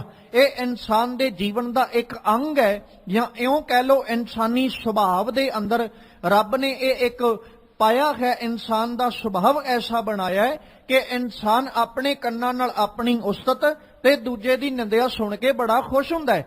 ਤੇ ਜਦੋਂ ਆਪਾਂ ਗੁਰੂ ਦੀ ਕਿਰਪਾ ਦੇ ਪਾਤਰ ਬਣਦੇ ਹਾਂ, ਗੁਰੂ ਦੀ ਰਹਿਮਤ ਦੇ, ਗੁਰੂ ਦੀ ਪ੍ਰਸੰਨਤਾ ਦੇ ਪਾਤਰ ਬਣਦੇ ਹਾਂ, ਸਾਡੇ ਜੀਵਨ ਚੋਂ ਆ ਖਿਆਲ ਮੁੱਕ ਜਾਂਦਾ ਹੈ ਕਿ ਅਸੀਂ ਮਾਨ ਔਰ ਅਭਿਮਾਨ ਇਹਨਾਂ ਦੋਵਾਂ ਨੂੰ ਤਿਆਗ ਦਿੰਨੇ ਆ। ਉਸਤਤ ਔਰ ਨਿੰਦਿਆ ਜਿਹੜੀ ਇਹਨੂੰ ਛੱਡ ਦੇਈਦਾ ਹੈ। ਇਸੇ ਕਰਕੇ ਧੰਨ ਗੁਰੂ ਤੇਗ ਬਹਾਦਰ ਸਾਹਿਬ ਬੋਲਦੇ ਆ, ਆਖਦੇ ਨਾ, ਜੋ ਨਰ ਦੁੱਖ ਮੈਂ ਦੁੱਖ ਨਹੀਂ ਮਾਨੈ, ਸੁਖ ਸਨੇ ਅਰ ਭੈ ਨਹੀਂ ਜਾਕੈ, ਕੰਚਨ ਮਾਟੀ ਮਾਨੈ, ਨਹ ਨਿੰਦਿਆ ਨਹ ਉਸਤਤ ਜਾਕੈ, ਲੋਭ ਮੋਹ ਅਭਿਮਾਨਾ, ਹਰਖ ਸੋਗ ਤੇ ਰਹਿ ਨਿਆਰੋ, ਨਾਹੇ ਮਾਨ ਅਪਮਾਨਾ। ਹੁਣ ਉਹਨੇ ਸਾਰਾ ਕੁਝ ਹੀ ਛੱਡਤਾ, ਮਾਨ ਵੀ ਛੱਡਤਾ, ਅਪਮਾਨ ਵੀ ਛੱਡਤਾ, ਉਸਤਤ ਵੀ ਛੱਡਤੀ, ਨਿੰਦਿਆ ਵੀ ਛੱਡਤੀ, ਲੋਭ ਵੀ ਛੱਡਤਾ, ਅਭਿਮਾਨ ਵੀ ਛੱਡਤਾ। ਜਦੋਂ ਜੀਵ ਐਸਾ ਬਣਦਾ ਹੈ, ਫਿਰ ਅਖੀਰ 'ਚ ਜਾ ਕੇ ਗੁਰੂ ਤੇਗ ਬਹਾਦਰ ਪਾਤਸ਼ਾਹ ਨੂੰ ਕਹਿਣਾ ਪਿਆ ਕਿ ਜਿਨੇ ਇਸ ਜੁਗਤ ਨੂੰ ਪਛਾਣ ਲਿਆ, ਜਨ ਨਾਨਕ ਲੀਨ ਭਇਓ ਗੋਬਿੰਦ ਸਿਉ, ਜਿਉ ਪਾਨੀ ਸੰਗ ਪਾਨੀ, ਉਹ ਜਾ ਕੇ ਅਕਾਲ ਪੁਰਖ ਦੇ ਵਿੱਚ ਲੀਨਤਾ ਹਾਸਲ ਕਰਦਾ, ਜਿਵੇਂ ਇੱਕ ਥਾਂ ਦਾ ਪਾਣੀ ਦੂਜੀ ਥਾਂ ਵਿੱਚ ਮਿਲਾ ਦਿੱਤਾ ਜਾਏ। ਪਰ ਇਸ ਖੇਡ ਨੂੰ ਆਪਣੇ ਜੀਵਨ ਅੰਦਰ ਵਰਤਾਉਣਾ ਬੜਾ ਕਠਿਨ ਹੈ। ਕੋਈ ਮੇਰੇ ਸਾਹਮਣੇ ਖੜੋ ਕੇ ਮੈਨੂੰ ਮਾੜਾ ਕਵੇ, ਮੈਂ ਸੁਣ ਕੇ ਕਦੇ ਬਰਦਾਸ਼ਤ ਨਹੀਂ ਕਰਾਂਗਾ। ਕੋਈ ਮੇਰੇ ਸਾਹਮਣੇ ਖੜੋ ਕੇ ਮੈਨੂੰ ਮੰਦਾ ਹੀ ਸ਼ਬਦ ਬੋਲ ਕੇ ਚਲਾ ਜਾਏ, ਸ਼ਾਇਦ ਮੇਰੇ ਤੋਂ ਸਹਾਰੇ ਨਾ ਜਾਣ। ਤੇ ਇਸੇ ਤਰ੍ਹਾਂ ਜੇ ਕੋਈ ਮੇਰੇ ਸਾਹਮਣੇ ਖੜੋ ਕੇ ਮੇਰੀ ਵਡਿਆਈ ਕਰਦੇ, ਤੇ ਇਹ ਕਿਵੇਂ ਹੋ ਸਕਦਾ ਮੈਂ ਅਹੰਕਾਰ ਵਿੱਚ ਨਾ ਭਰਾਂ ਜਾਂ ਹਉਮੈ ਅੰਦਰ ਨਾ ਆਵਾਂ। ਇਹ ਇਨਸਾਨੀ ਸੁਭਾਅ ਹੈ। ਜੇ ਕੋਈ ਮਾੜਾ ਕਹੇਗਾ ਤੇ ਮਨ ਅੰਦਰ ਕ੍ਰੋਧ ਦਾ ਉਪਜਣਾ, ਕ੍ਰੋਧ ਦਾ ਪਣਪਣਾ, ਤੇ ਜੇ ਕੋਈ ਚੰਗਾ ਕਹੇਗਾ ਤੇ ਮਨ ਦੇ ਅੰਦਰ ਹਉਮੈ ਦਾ ਪੈਦਾ ਹੋਣਾ। ਇਹ ਇਨਸਾਨੀ ਸੁਭਾਅ ਹੈ ਜੋ ਰੱਬ ਵੱਲੋਂ ਬਣਾਇਆ ਗਿਆ। ਹੁਣ ਇਸੇ ਸੁਭਾਅ ਦੇ ਉੱਤੇ ਅਸੀਂ ਕਾਬੂ ਪਾਉਣਾ ਵੀ ਕੋਈ ਕੁਛ ਕਹੀ ਜਾਏ ਪਰ ਪਰਵਾਹ ਕੋਈ ਨਹੀਂ, ਚਿੰਤਾ ਕੋਈ ਨਹੀਂ। ਇਹ ਖੇਡ ਉਦੋਂ ਵਾਪਰਦੀ ਹੈ, ਭੱਟ ਕੱਲ ਜੀ ਕਹਿੰਦੇ, ਜਦੋਂ ਗੁਰ ਜਿਨ ਕੋ ਸੋ ਪ੍ਰਸੰਨ ਮਾਨ ਅਭਿਮਾਨ ਨਿਵਾਰੈ, ਉਹਨਾਂ ਦੇ ਜੀਵਨ ਵਿੱਚੋਂ ਮਾਨ ਔਰ ਅਭਿਮਾਨ ਜਿਹੜਾ ਉਹ ਨਿਵਾਰ ਦਿੰਦੇ ਹਨ। ਜਿਨ ਕੋ ਗੁਰ ਸੋ ਪ੍ਰਸੰਨ, ਸ਼ਬਦ ਲਗ ਭਵਜਲ ਤਾਰੈ। ਜਿਨ ਕੋ ਗੁਰ ਸੋ ਪ੍ਰਸੰਨ। ਹੁਣ ਜਿਹੜੇ ਗੁਰੂ ਦੀ ਕਿਰਪਾ ਦੇ ਪਾਤਰ ਬਣੇ, ਪ੍ਰਸੰਨਤਾ ਦੇ ਪਾਤਰ ਬਣੇ, ਗੁਰੂ ਨੇ ਕੀ ਕੀਤਾ? ਸ਼ਬਦ ਲਗ ਭਵਜਲ ਤਾਰੈ, ਉਹਨਾਂ ਨੂੰ ਆਪਣੇ ਸ਼ਬਦ ਨਾਲ ਜੋੜਿਆ ਤੇ ਭਵਜਲ ਸਾਗਰ ਤੋਂ ਪਾਰ ਉਹਨੇ ਕਰ ਦਿੱਤਾ। ਵੇਖੋ ਗੁਰੂ ਅਰਜਨ ਸਾਹਿਬ ਨੂੰ ਪੜੋ ਤੇ ਸਤਿਗੁਰੂ ਜੀ ਨੇ ਨਾ ਇੱਕ ਬੜਾ ਪਿਆਰਾ ਜ਼ਿਕਰ ਕੀਤਾ ਸੀ। ਕਹਿੰਦੇ ਜਪ ਤਪ ਸੰਜਮ ਧਰਮ ਨਾ ਕਮਾਇਆ, ਸੇਵਾ ਸਾਧਨਾ ਜਾਣਿਆ ਹਰ ਰਾਇਆ। ਸਿਰਫ ਇੱਕੋ ਕਰਮ ਕੀਤਾ ਤੇ ਉਹ ਕੀ ਹੈ? ਕਹੋ ਨਾਨਕ ਹਮ ਨੀਚ ਕਰਮਾ, ਸ਼ਰਨ ਪਰੇ ਕੀ ਰਾਖੋ ਸ਼ਰਮਾ। ਨਾ ਜਪ ਕੀਤਾ, ਨਾ ਤਪ ਕੀਤਾ, ਨਾ ਸੰਜਮ ਰੱਖਿਆ, ਨਾ ਧਰਮ ਕਮਾਇਆ। ਕੋਈ ਸੇਵਾ ਨਹੀਂ ਕੀਤੀ, ਕੋਈ ਕਿਸੇ ਦਾ ਭਲਾ ਨਹੀਂ ਕੀਤਾ। ਬੜੇ ਮਾੜੇ ਕਰਮ ਨੇ ਮੇਰੇ। ਕਹੋ ਨਾਨਕ ਹਮ ਨੀਚ ਕਰਮ, ਬੜੇ ਨੀਵੇਂ ਜੇ ਕੰਮ ਨੇ ਮੇਰੇ। ਪਰ ਕਿਤੇ ਭੁੱਲ ਭੁਲੇਖੇ ਇੱਕ ਕਦਮ ਐਸਾ ਚੁੱਕਿਆ ਗਿਆ ਜਿਹੜਾ ਕਦਮ ਮੈਨੂੰ ਗੁਰੂ ਦੀ ਸ਼ਰਨ ਵਿੱਚ ਲੈ ਕੇ ਆ ਗਿਆ। ਕਿਉਂਕਿ ਜਿਹੜਾ ਜਪ ਤਪ ਸੰਜਮ ਤੋਂ ਬੜੀ ਦੂਰ ਹੈ ਤੇ ਨੀਵੇਂ ਕਰਮਾਂ ਦਾ ਮਾਲਕ ਹੈ ਨਾ, ਚੰਗੇ ਪਾਸੇ ਨਹੀਂ ਤੁਰ ਸਕਦਾ ਕਦੇ ਵੀ। ਹੁਣ ਆਪਾਂ ਇੱਕ ਵਿਕਾਰੀ ਬੰਦੇ ਨੂੰ ਕਹੀਏ ਵੀ ਚੱਲ ਸੱਜਣਾ ਵਿਕਾਰ ਛੱਡ ਆ ਜਾ, ਆਪਾਂ ਧਰਮ ਸਥਾਨ ਤੇ ਚੱਲੀਏ, ਅਗਲਾ ਤੁਰ ਪਏਗਾ ਸਾਡੇ ਨਾਲ? ਕਦੇ ਵੀ ਨਹੀਂ ਹੋ ਸਕਦਾ। ਉਹਨੇ ਤੇ ਇਹੀ ਕਹਿਣਾ ਨਾ, ਭਾਈ ਹੋਰ ਕਿਤੇ ਜਾਣਾ ਤੇ ਦੱਸ, ਧਰਮ ਸਥਾਨ ਤੇ ਫਿਰ ਚੱਲਾਂਗੇ। ਇੱਕ ਵਾਰੀ ਤੇ ਲਾਰਾ ਹੀ ਲਾਉਣਾ ਨਾ ਵੀ ਛੱਡ ਪਰਾਂ, ਉੱਥੇ ਜਾ ਕੇ ਕੀ ਕਰਨਾ। ਹੁਣ ਜੇ ਉਸੇ ਬੰਦੇ ਨੂੰ ਕਹੀਏ ਵੀ ਚੱਲ ਸੱਜਣਾ ਆ ਮੇਰੇ ਨਾਲ, ਤੇਰੇ ਨਾਲ ਮੈਂ ਵੀ ਚੱਲਦਾ, ਅੱਜ ਵਿਕਾਰ ਕਮਾਉਣ ਚੱਲਦੇ ਆ, ਤੇ ਉਹ ਅਗਲਾ ਕਹੇਗਾ ਵੀ ਚੱਲ ਤੈਨੂੰ ਮੈਂ ਲੈ ਕੇ ਚੱਲਦਾ। ਤੂੰ ਤੇ ਕੀ, ਤੈਨੂੰ ਮੈਂ ਲੈ ਕੇ ਚੱਲਦਾ, ਦੱਸ ਕਿਹੜੀ ਜਗ੍ਹਾ ਤੇ ਜਾਣਾ ਚਾਹੁੰਦਾ। ਹੁਣ ਹੈਰਾਨੀ ਦੀ ਗੱਲ ਹੈ। ਤੇ ਇੱਥੇ ਆ ਕੇ ਇਹ ਬਚਨ ਸੱਚ ਹੁੰਦੇ, ਪਾਪ ਬੁਰਾ ਪਾਪੀ ਕੋ ਪਿਆਰਾ, ਪਾਪ ਲੱਦੇ ਪਾਪੇ ਪਾਸਾਰਾ। ਵੀ ਉਹਨੂੰ ਪਾਪ ਕਰਨ ਲਈ ਆਖੋ ਤੇ ਉਹ ਤੁਰਿਆ ਚੱਲੇਗਾ। ਜੇ ਕਿਤੇ ਅਸੀਂ ਉਹਨੂੰ ਕਹੀਏ ਵੀ ਚੱਲ ਆ ਕਿਤੇ ਇੱਕ ਅੱਧਾ ਭਲੇ ਦਾ ਕੰਮ ਵੀ ਕਰ ਲਈਏ, ਤੇ ਸ਼ਾਇਦ ਉਹ ਗੁਰੇਜ਼ ਕਰ ਲੇ, ਆਪਣੇ ਕਦਮ ਤੱਕ ਵੀ ਰੋਕ ਲਏ। ਹੁਣ ਸਤਿਗੁਰੂ ਕਹਿੰਦੇ ਜਿਹੜਾ ਗੁਰੂ ਦੀ ਕਿਰਪਾ ਦਾ ਪਾਤਰ ਬਣਦਾ ਉਹ ਭਵਜਲ ਤਰ ਜਾਂਦਾ ਹੈ। ਤੇ ਇਸੇ ਕਰਕੇ ਸਤਿਗੁਰੂ ਕਹਿੰਦੇ ਮਾਲਕਾ ਕਿੱਥੇ ਮੇਰੇ ਕੋਲ ਇੰਨਾ ਬਲ ਤੇ ਇੰਨੀ ਤਾਕਤ ਕਿ ਮੈਂ ਮਾੜੇ ਕਰਮਾਂ ਦਾ ਕੁਝ ਕਰ ਸਕਦਾ। ਨਾ ਮੇਰੇ ਕੋਲੋਂ ਜਪ ਕਮਾਇਆ ਗਿਆ, ਨਾ ਤਪ, ਨਾ ਸੰਜਮ ਰੱਖਿਆ ਗਿਆ, ਨਾ ਮੈਂ ਕਿਸੇ ਦੀ ਸੇਵਾ ਕਮਾ ਸਕਿਆ, ਨਾ ਧਰਮ ਕਮਾਉਣਾ ਆਇਆ। ਬਸ ਕਿਤੇ ਐਵੇਂ ਕਿਸੇ ਨੇ ਆਖਿਆ ਵੀ ਚੱਲ ਕੇ ਗੁਰੂ ਦੀ ਸ਼ਰਨ 'ਚ ਪਹੁੰਚ ਜਾ, ਗੁਰੂ ਆਪ ਤਾਰੇਗਾ। ਮਾਲਕਾ ਬਸ ਇਉਂ ਹੈ ਕਿ ਉਹ ਕਿਸੇ ਦੇ ਕਹਿਣ ਉੱਤੇ ਚੱਲ ਕੇ ਤੇਰੀ ਸ਼ਰਨ 'ਚ ਆ ਗਿਆ। ਹੁਣ ਇਉਂ ਕਰ, ਸ਼ਰਨ ਪਰੇ ਕੀ ਰਾਖੋ ਸ਼ਰਮਾ, ਆਪ ਹੀ ਪੱਤ ਰੱਖ ਲਾ, ਨਹੀਂ ਤੇ ਮੇਰੇ ਕੋਲ ਬਲ ਕਿੱਥੇ, ਮੈਂ ਇੱਜ਼ਤ ਆਪਣੀ ਬਚਾ ਸਕਦਾ ਹਾਂ। ਤੇ ਖਿਆਲ ਕਰਿਓ, ਆਪਣੇ ਕਰਮਾਂ ਨੂੰ ਜਦੋਂ ਵੇਖਦੇ ਆ ਨਾ, ਜੇ ਰੱਬ ਪੜਦਾ ਨਾ ਪਾਵੇ ਸਾਡੇ ਕਰਮਾਂ ਦੇ ਉੱਤੇ, ਗੁਰੂ ਸਾਡੇ ਔਗਣ ਛੁਪਾ ਕੇ ਨਾ ਰੱਖੇ, ਤੇ ਸਮਾਜ ਵਿੱਚ ਸ਼ਾਇਦ ਅਸੀਂ ਕਿਸੇ ਨੂੰ ਆਪਣਾ ਆਪਾ ਵਿਖਾ ਵੀ ਨਾ ਸਕੀਏ। ਆਪਣੇ ਜੀਵਨਾਂ ਨੂੰ ਵੇਖ ਕੇ ਕਈ ਵਾਰ ਹੈਰਾਨਗੀ ਹੁੰਦੀ ਹੈ ਕਿ ਰੱਬਾ ਬਣਾਇਆ ਤੇ ਤੂੰ ਇਨਸਾਨ ਹੈ, ਪਰ ਇਨਸਾਨ ਬਣਾ ਕੇ ਨਾ ਇਹਦੇ ਵਿੱਚ ਜਿਹੜੇ ਤੂੰ ਗੁਣ ਪਾਏ ਨੇ ਨਾ, ਉਹ ਗੁਣ ਵੀ ਬੜੇ ਚੰਗੇ ਪਾਏ, ਪਰ ਇੱਕ ਬਿਰਤੀ ਦਿੱਤੀ ਹੈ ਇਹਨੂੰ ਚੰਗੀ ਵਸਤੂ ਨੂੰ ਵੀ ਮੰਦੇ ਪਾਸੇ ਵਰਤਣ ਦੀ। ਉਹ ਬਿਰਤੀ ਇਨਸਾਨ ਨੇ ਆਪ ਹਾਵੀ ਕੀਤੀ, ਕਿਉਂਕਿ ਰੱਬ ਨੇ ਜਿੱਦਣ ਸੋਚ ਦਿੱਤੀ ਸੀ ਉਦੋਂ ਬੜੀ ਚੰਗੀ ਸੀ। ਰੱਬ ਜਿਹੜੀ ਵੀ ਵਸਤੂ ਦਿੰਦਾ ਉਹ ਚੰਗੀ ਹੁੰਦੀ ਹੈ, ਮਾੜੀ ਨਹੀਂ ਹੁੰਦੀ। ਪਹਿਲੋਂ ਤੇ ਇਨਸਾਨ ਨੂੰ ਰੱਬ ਨੇ ਜਿਹੜੀ ਬਿਰਤੀ ਦਿੱਤੀ, ਇਨਸਾਨ ਨੇ ਉਹਨੂੰ ਗੰਦਿਆਂ ਕੀਤਾ। ਜਦੋਂ ਉਹ ਗੰਦੀ ਹੋ ਗਈ ਨਾ, ਹੁਣ ਰੱਬ ਦੀ ਹਰ ਦਿੱਤੀ ਚੀਜ਼ ਨੂੰ ਇਹ ਗੰਦਲਾ ਕਰੀ ਜਾਂਦਾ ਹੈ, ਹਰ ਚੀਜ਼ ਨੂੰ ਗੰਦਲਾ ਕਰੀ ਜਾਂਦਾ। ਇੰਨਾ ਕੁ ਗੰਦਲਾ ਕਰ ਲਿਆ ਵੀ ਜਿਹੜੇ ਗੁਣ ਦਿੱਤੇ ਸੀ ਨਾ, ਇਹਨੇ ਗੁਣਾਂ ਨੂੰ ਵੀ ਔਗਣਾਂ ਵਾਲੇ ਪਾਸੇ ਕਰਕੇ ਉਹਨਾਂ ਨੂੰ ਵਰਤਣਾ ਸ਼ੁਰੂ ਕਰ ਲਿਆ। ਗੁਣ ਵੀ ਔਗਣ ਬਣਾ ਲਏ ਇਹਨੇ। ਰੱਬ ਨੇ ਤੇ ਗੁਣ ਦਿੱਤੇ ਸੀ, ਪਰ ਇਹਨੇ ਔਗਣ ਬਣਾ ਲਏ। ਇਨਸਾਨੀ ਬਿਰਤੀ ਹੈ। ਹੁਣ ਉਹ ਔਗਣ ਬਣਾ ਕੇ ਜਿਹੜੇ ਇਹਨੇ ਕਰਮ ਕਮਾਏ, ਉਹ ਕਰਮ ਕਿਸੇ ਨੂੰ ਦੱਸ ਵੀ ਨਹੀਂ ਸਕਦਾ ਵੀ ਮੈਂ ਆਹ ਕੁਝ ਕੀਤਾ ਆਪਣੀ ਜ਼ਿੰਦਗੀ 'ਚ। ਸਮਾਜ ਵਿੱਚ ਜਦੋਂ ਝਾਤ ਮਾਰ ਕੇ ਵੇਖੋਗੇ ਨਾ, ਤੇ ਇਹ ਖਿਆਲ ਕਰਿਓ ਬਹੁਤ ਘੱਟ ਗਿਣਤੀ ਵਿੱਚ ਐਸੇ ਪਰਸਨ ਮਿਲਣਗੇ ਜਿਹੜੇ ਆਪਣੇ ਜੀਵਨ ਦੇ ਵਿੱਚ ਜਿਨ੍ਹਾਂ ਨੇ ਕਦੇ ਔਗਣ ਨਾ ਕਮਾਇਆ ਹੋਵੇ। ਜੇ ਇਹ ਕਹਿ ਦਈਏ ਵੀ ਕੋਈ ਐਸਾ ਪਰਸਨ ਨਹੀਂ, ਤੇ ਸ਼ਾਇਦ ਕੋਈ ਅਤਕਥਨੀ ਨਹੀਂ ਹੈ। ਹਰ ਬੰਦੇ ਨੇ ਆਪਣੇ ਜੀਵਨ ਵਿੱਚ ਕੋਈ ਨਾ ਕੋਈ ਐਸਾ ਕਰਮ ਕਮਾਇਆ ਜਿਹਨੂੰ ਸਿਰਫ ਉਹ ਜਾਣਦਾ ਤੇ ਜਾਂ ਅਕਾਲ ਪੁਰਖ ਪਰਮੇਸ਼ਵਰ ਜਾਣਦਾ ਹੈ, ਉਹਦੇ ਤੋਂ ਬਿਨਾਂ ਨਹੀਂ ਕੋਈ। ਤੇ ਉਸ ਕਰਮ ਨੂੰ ਨਾ ਉਹ ਹਰ ਵਕਤ ਪਰਦਾ ਪਾ ਕੇ ਹੀ ਰੱਖਦਾ ਵੀ ਮੇਰੇ ਉਹ ਕਰਮ ਦਾ ਕਿਸੇ ਨੂੰ ਪਤਾ ਨਾ ਲੱਗ ਜਾਏ।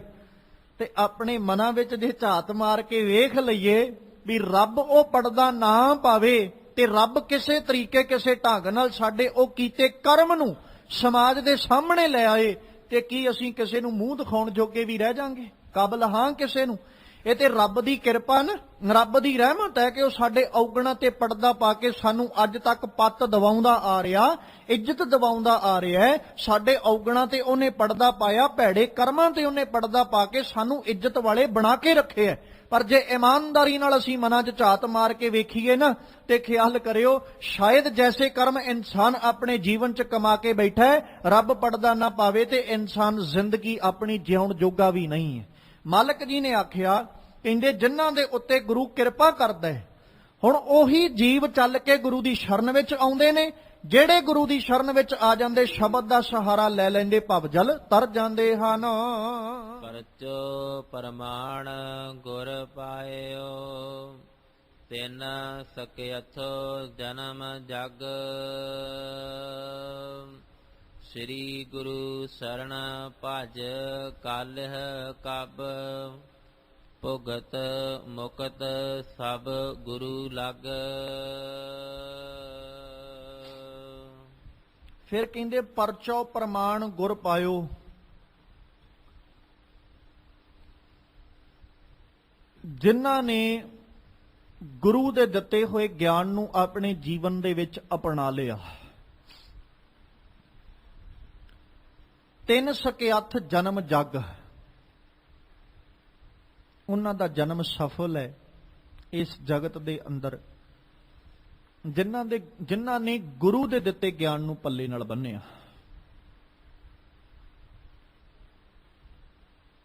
ਔਰ ਜਿਨ੍ਹਾਂ ਨੇ ਗੁਰੂ ਦਾ ਦਿੱਤਾ ਗਿਆਨ ਪੱਲੇ ਨਾਲ ਬੰਨ ਲਿਆ, ਸ਼੍ਰੀ ਗੁਰੂ ਸ਼ਰਨ ਭਜ ਕੱਲਿ ਕਬ, ਭਗਤ ਮੁਕਤ ਸਭ ਗੁਰੂ ਲਗ। ਕਹਿੰਦੇ ਮੈਂ ਵੀ ਚੱਲ ਕੇ ਗੁਰੂ ਦੀ ਸ਼ਰਨ ਵਿੱਚ, ਆ ਕਵੀ ਕੱਲਿਆ ਜਿਹੜਾ ਚੱਲ ਕੇ ਗੁਰੂ ਦੀ ਸ਼ਰਨ ਵਿੱਚ ਆਇਆ, ਭੁਗਤ ਮੁਕਤ ਸਭ ਗੁਰੂ ਲਗ। ਮੈਨੂੰ ਭੁਗਤ ਵੀ ਗੁਰੂ ਨਾਲ ਲੱਗ ਕੇ ਮਿਲਿਆ ਤੇ ਮੈਨੂੰ ਭੁਗਤ ਦੇ ਨਾਲ ਮੁਕਤ ਵੀ ਮੈਨੂੰ ਗੁਰੂ ਨਾਲ ਲੱਗ ਕੇ ਹੀ ਮਿਲੀ ਹੈ। ਹੁਣ ਪਹਿਲੋਂ ਕਿਰਪਾ ਸਾਰੀ ਦੀ ਸਾਰੀ ਜਿਹੜੀ ਭੱਟ ਕੱਲ ਜੀ ਨੇ ਕੀਤੀ, ਉਹ ਕਹਿੰਦੇ ਵੀ ਗੁਰੂ ਜੀ ਤੇ ਪ੍ਰਸੰਨ ਹੁੰਦਾ, ਆਹ ਕੁਛ ਉਹਦੇ ਜੀਵਨ 'ਚ ਵਾਪਰਦਾ। ਜਿਹਦੇ ਤੇ ਗੁਰੂ ਪ੍ਰਸੰਨ ਹੋਇਆ ਉਹਦੇ ਹਿਰਦੇ 'ਚ ਨਾਮ ਦਾ ਨਿਵਾਸਾ ਹੋਇਆ, ਜਿਹਦੇ ਉੱਤੇ ਗੁਰੂ ਪ੍ਰਸੰਨ ਹੋਇਆ ਉਹਦਾ ਪਾਪਾਂ ਤੋਂ ਛੁਟਕਾਰਾ ਹੋ ਗਿਆ, ਜਿਹਦੇ ਉੱਤੇ ਗੁਰੂ ਨੇ ਕਿਰਪਾ ਕੀਤੀ, ਗੁਰੂ ਪ੍ਰਸੰਨ ਹੋਏ, ਉਹਦੇ ਜੀਵਨ 'ਚੋਂ ਮਾਨ ਤੇ ਅਭਿਮਾਨ ਮੁੱਕ ਗਿਆ। ਜਿਹੜਾ ਗੁਰੂ ਦੇ ਪ੍ਰਸੰਨਤਾ ਦਾ ਪਾਤਰ ਬਣ ਗਿਆ, ਉਹ ਸ਼ਬਦ ਨਾਲ ਲੱਗ ਕੇ ਭਵਜਲ ਤਰ ਗਿਆ। ਹੁਣ ਇਹ ਸਾਰਾ ਕੁਝ ਗੁਰੂ ਦੀ ਪ੍ਰਸੰਨਤਾ ਨਾਲ ਹੋਇਆ। ਤੇ ਪ੍ਰਸੰਨਤਾ ਮਿਲਦੀ ਕਿਹਨੂੰ ਹੈ? ਕਹਿੰਦੇ ਜਿਹੜਾ ਗੁਰੂ ਕੇ ਗਿਆਨ ਨੂੰ ਹਾਸਲ ਕਰਦਾ, ਪਰਚੋ ਪ੍ਰਮਾਣ ਗੁਰ ਪਾਇਓ। ਜਿਨਨੇ ਪ੍ਰਮਾਣਿਕ ਗੁਰੂ ਦਾ ਗਿਆਨ ਆਪਣੇ ਜੀਵਨ 'ਚ ਹਾਸਲ ਕਰ ਲਿਆ, ਤਿੰਨ ਸਕਿਆਥ ਜਨਮ ਜਗ, ਉਹਦਾ ਜੱਗ ਵਿੱਚ ਜਨਮ ਸਕਿਆਥ ਸਫਲਾ ਹੋ ਗਿਆ।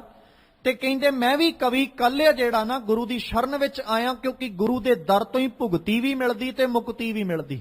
ਜਾਂ ਇਉਂ ਕਹਿ ਲਈਏ, ਭੋਗਣ ਵਾਸਤੇ ਰੋਜੀ, ਖਾਣ ਵਾਸਤੇ ਪਦਾਰਥ, ਭੋਗਣ ਵਾਸਤੇ ਦੁਨਿਆਵੀ ਵਸਤੂਆਂ, ਜੀਵਨ ਜਿਹੜਾ ਉਹ ਵੀ ਗੁਰੂ ਦੇ ਦਰ ਤੋਂ ਮਿਲਦਾ, ਤੇ ਜੀਵਨ ਦੀ ਮੁਕਤੀ ਜਿਹੜੀ ਹੈ ਉਹ ਵੀ ਆ ਕੇ ਗੁਰੂ ਦੇ ਦਰ ਤੋਂ ਹੀ ਮਿਲਦੀ ਹੈ। ਇਸ ਕਰਕੇ ਕਵੀ ਕੱਲਿਆ ਜਿਹੜੇ ਨੇ ਕਹਿੰਦੇ ਮੈਂ ਵੀ ਚੱਲ ਕੇ ਗੁਰੂ ਦੀ ਸ਼ਰਨ ਵਿੱਚ ਆਇਆ, ਸਤਿਗੁਰੂ ਕਿਤੇ ਕਿਰਪਾ ਕਰ, ਇਸ ਚੱਲ ਕੇ ਆਏ ਹੋਏ ਜੀਵ ਨੂੰ ਵੀ ਆਪਣੇ ਦਰ ਤੋਂ ਭੁਗਤ ਔਰ ਮੁਕਤ ਇਹ ਦਾਤ ਤੋਂ ਮੇਰੀ ਝੋਲੀ ਵਿੱਚ ਪਾ। ਜਿਹਨੂੰ ਗੁਰੂ ਸਾਹਿਬ ਨੇ ਬਾਣੀ ਦੇ ਅੰਦਰ ਆਖਿਆ ਸੀ ਕਿ ਜੀਵ ਜਦੋਂ ਸੰਸਾਰ ਤੇ ਆਉਂਦਾ, ਚਾਰ ਪਦਾਰਥ ਲੈ ਜਗ ਆਇਆ, ਸ਼ਿਵ ਸ਼ਕਤੀ ਘਰ ਵਾਸਾ ਪਾਇਆ। ਇਸ ਸੰਸਾਰ ਤੇ ਆਉਂਦਾ ਚਾਰ ਪਦਾਰਥ ਲੈ ਕੇ ਤੇ ਆਉਂਦਾ, ਪਰ ਜ਼ਿੰਦਗੀ ਜਿਉਂਦਾ ਜਿਉਂਦਾ ਉਹਨਾਂ ਚਾਰੇ ਪਦਾਰਥਾਂ ਤੋਂ ਇਹ ਪਾਸੇ ਹੋ ਜਾਂਦਾ, ਬੜੀ ਦੂਰ ਪਹੁੰਚ ਜਾਂਦਾ ਹੈ ਉਹਨਾਂ ਚਾਰ ਪਦਾਰਥਾਂ ਤੋਂ ਜਿਹੜੇ ਨਾਲ ਲੈ ਕੇ ਆਇਆ। ਜਿਹਨੂੰ ਸਤਿਗੁਰੂ ਜੀ ਨੇ ਆਖਿਆ ਸੀ ਕਿ ਆਪਣੇ ਜੀਵਨ ਦੇ ਅੰਦਰ ਮਨੁੱਖ ਜਦੋਂ ਆਇਆ, ਧਰਮ ਅਰਥ ਕਾਮ ਮੋਖ ਇਹ ਚਾਰ ਪਦਾਰਥ ਲੈ ਕੇ ਆਇਆ, ਪਰ ਜਦੋਂ ਆਇਆ ਸੀ ਆਪਣੇ ਜੀਵਨ ਨੂੰ ਇਸ ਢੰਗ ਨਾਲ ਜਿਉਇਆ, ਇਸ ਢੰਗ ਨਾਲ ਬਤੀਤ ਕੀਤਾ ਕਿ ਇਹਨਾਂ ਚਾਰਾਂ ਪਦਾਰਥਾਂ ਤੋਂ ਬੜੀ ਦੂਰ ਹੋ ਗਿਆ। ਜੇ ਹੁਣ ਇਹ ਚਾਰ ਪਦਾਰਥ ਚਾਹੀਦੇ ਨੇ ਤੇ ਫਿਰ ਗੁਰੂ ਦੀ ਸ਼ਰਨ ਵਿੱਚ ਆਉਣਾ ਪਵੇਗਾ। ਜਦੋਂ ਗੁਰੂ ਦੀ ਸ਼ਰਨ ਵਿੱਚ ਆਉਨੇ ਆ, ਫਿਰ ਇੱਥੇ ਆ ਕੇ ਭੁਗਤ ਔਰ ਮੁਕਤ ਇਹ ਦੋ ਦਾਤਾਂ ਜਾਂ ਚਾਰ ਪਦਾਰਥ ਕਹਿ ਲਈਏ, ਗੁਰੂ ਦੇ ਦਰ ਤੋਂ ਫਿਰ ਹਾਸਲ ਹੁੰਦੇ ਹਨ। ਸਤਿਗੁਰ ਖੇਮਾ ਤਾਣਿਆ, ਜੁਗ ਜੂਥ ਸਮਾਣੇ,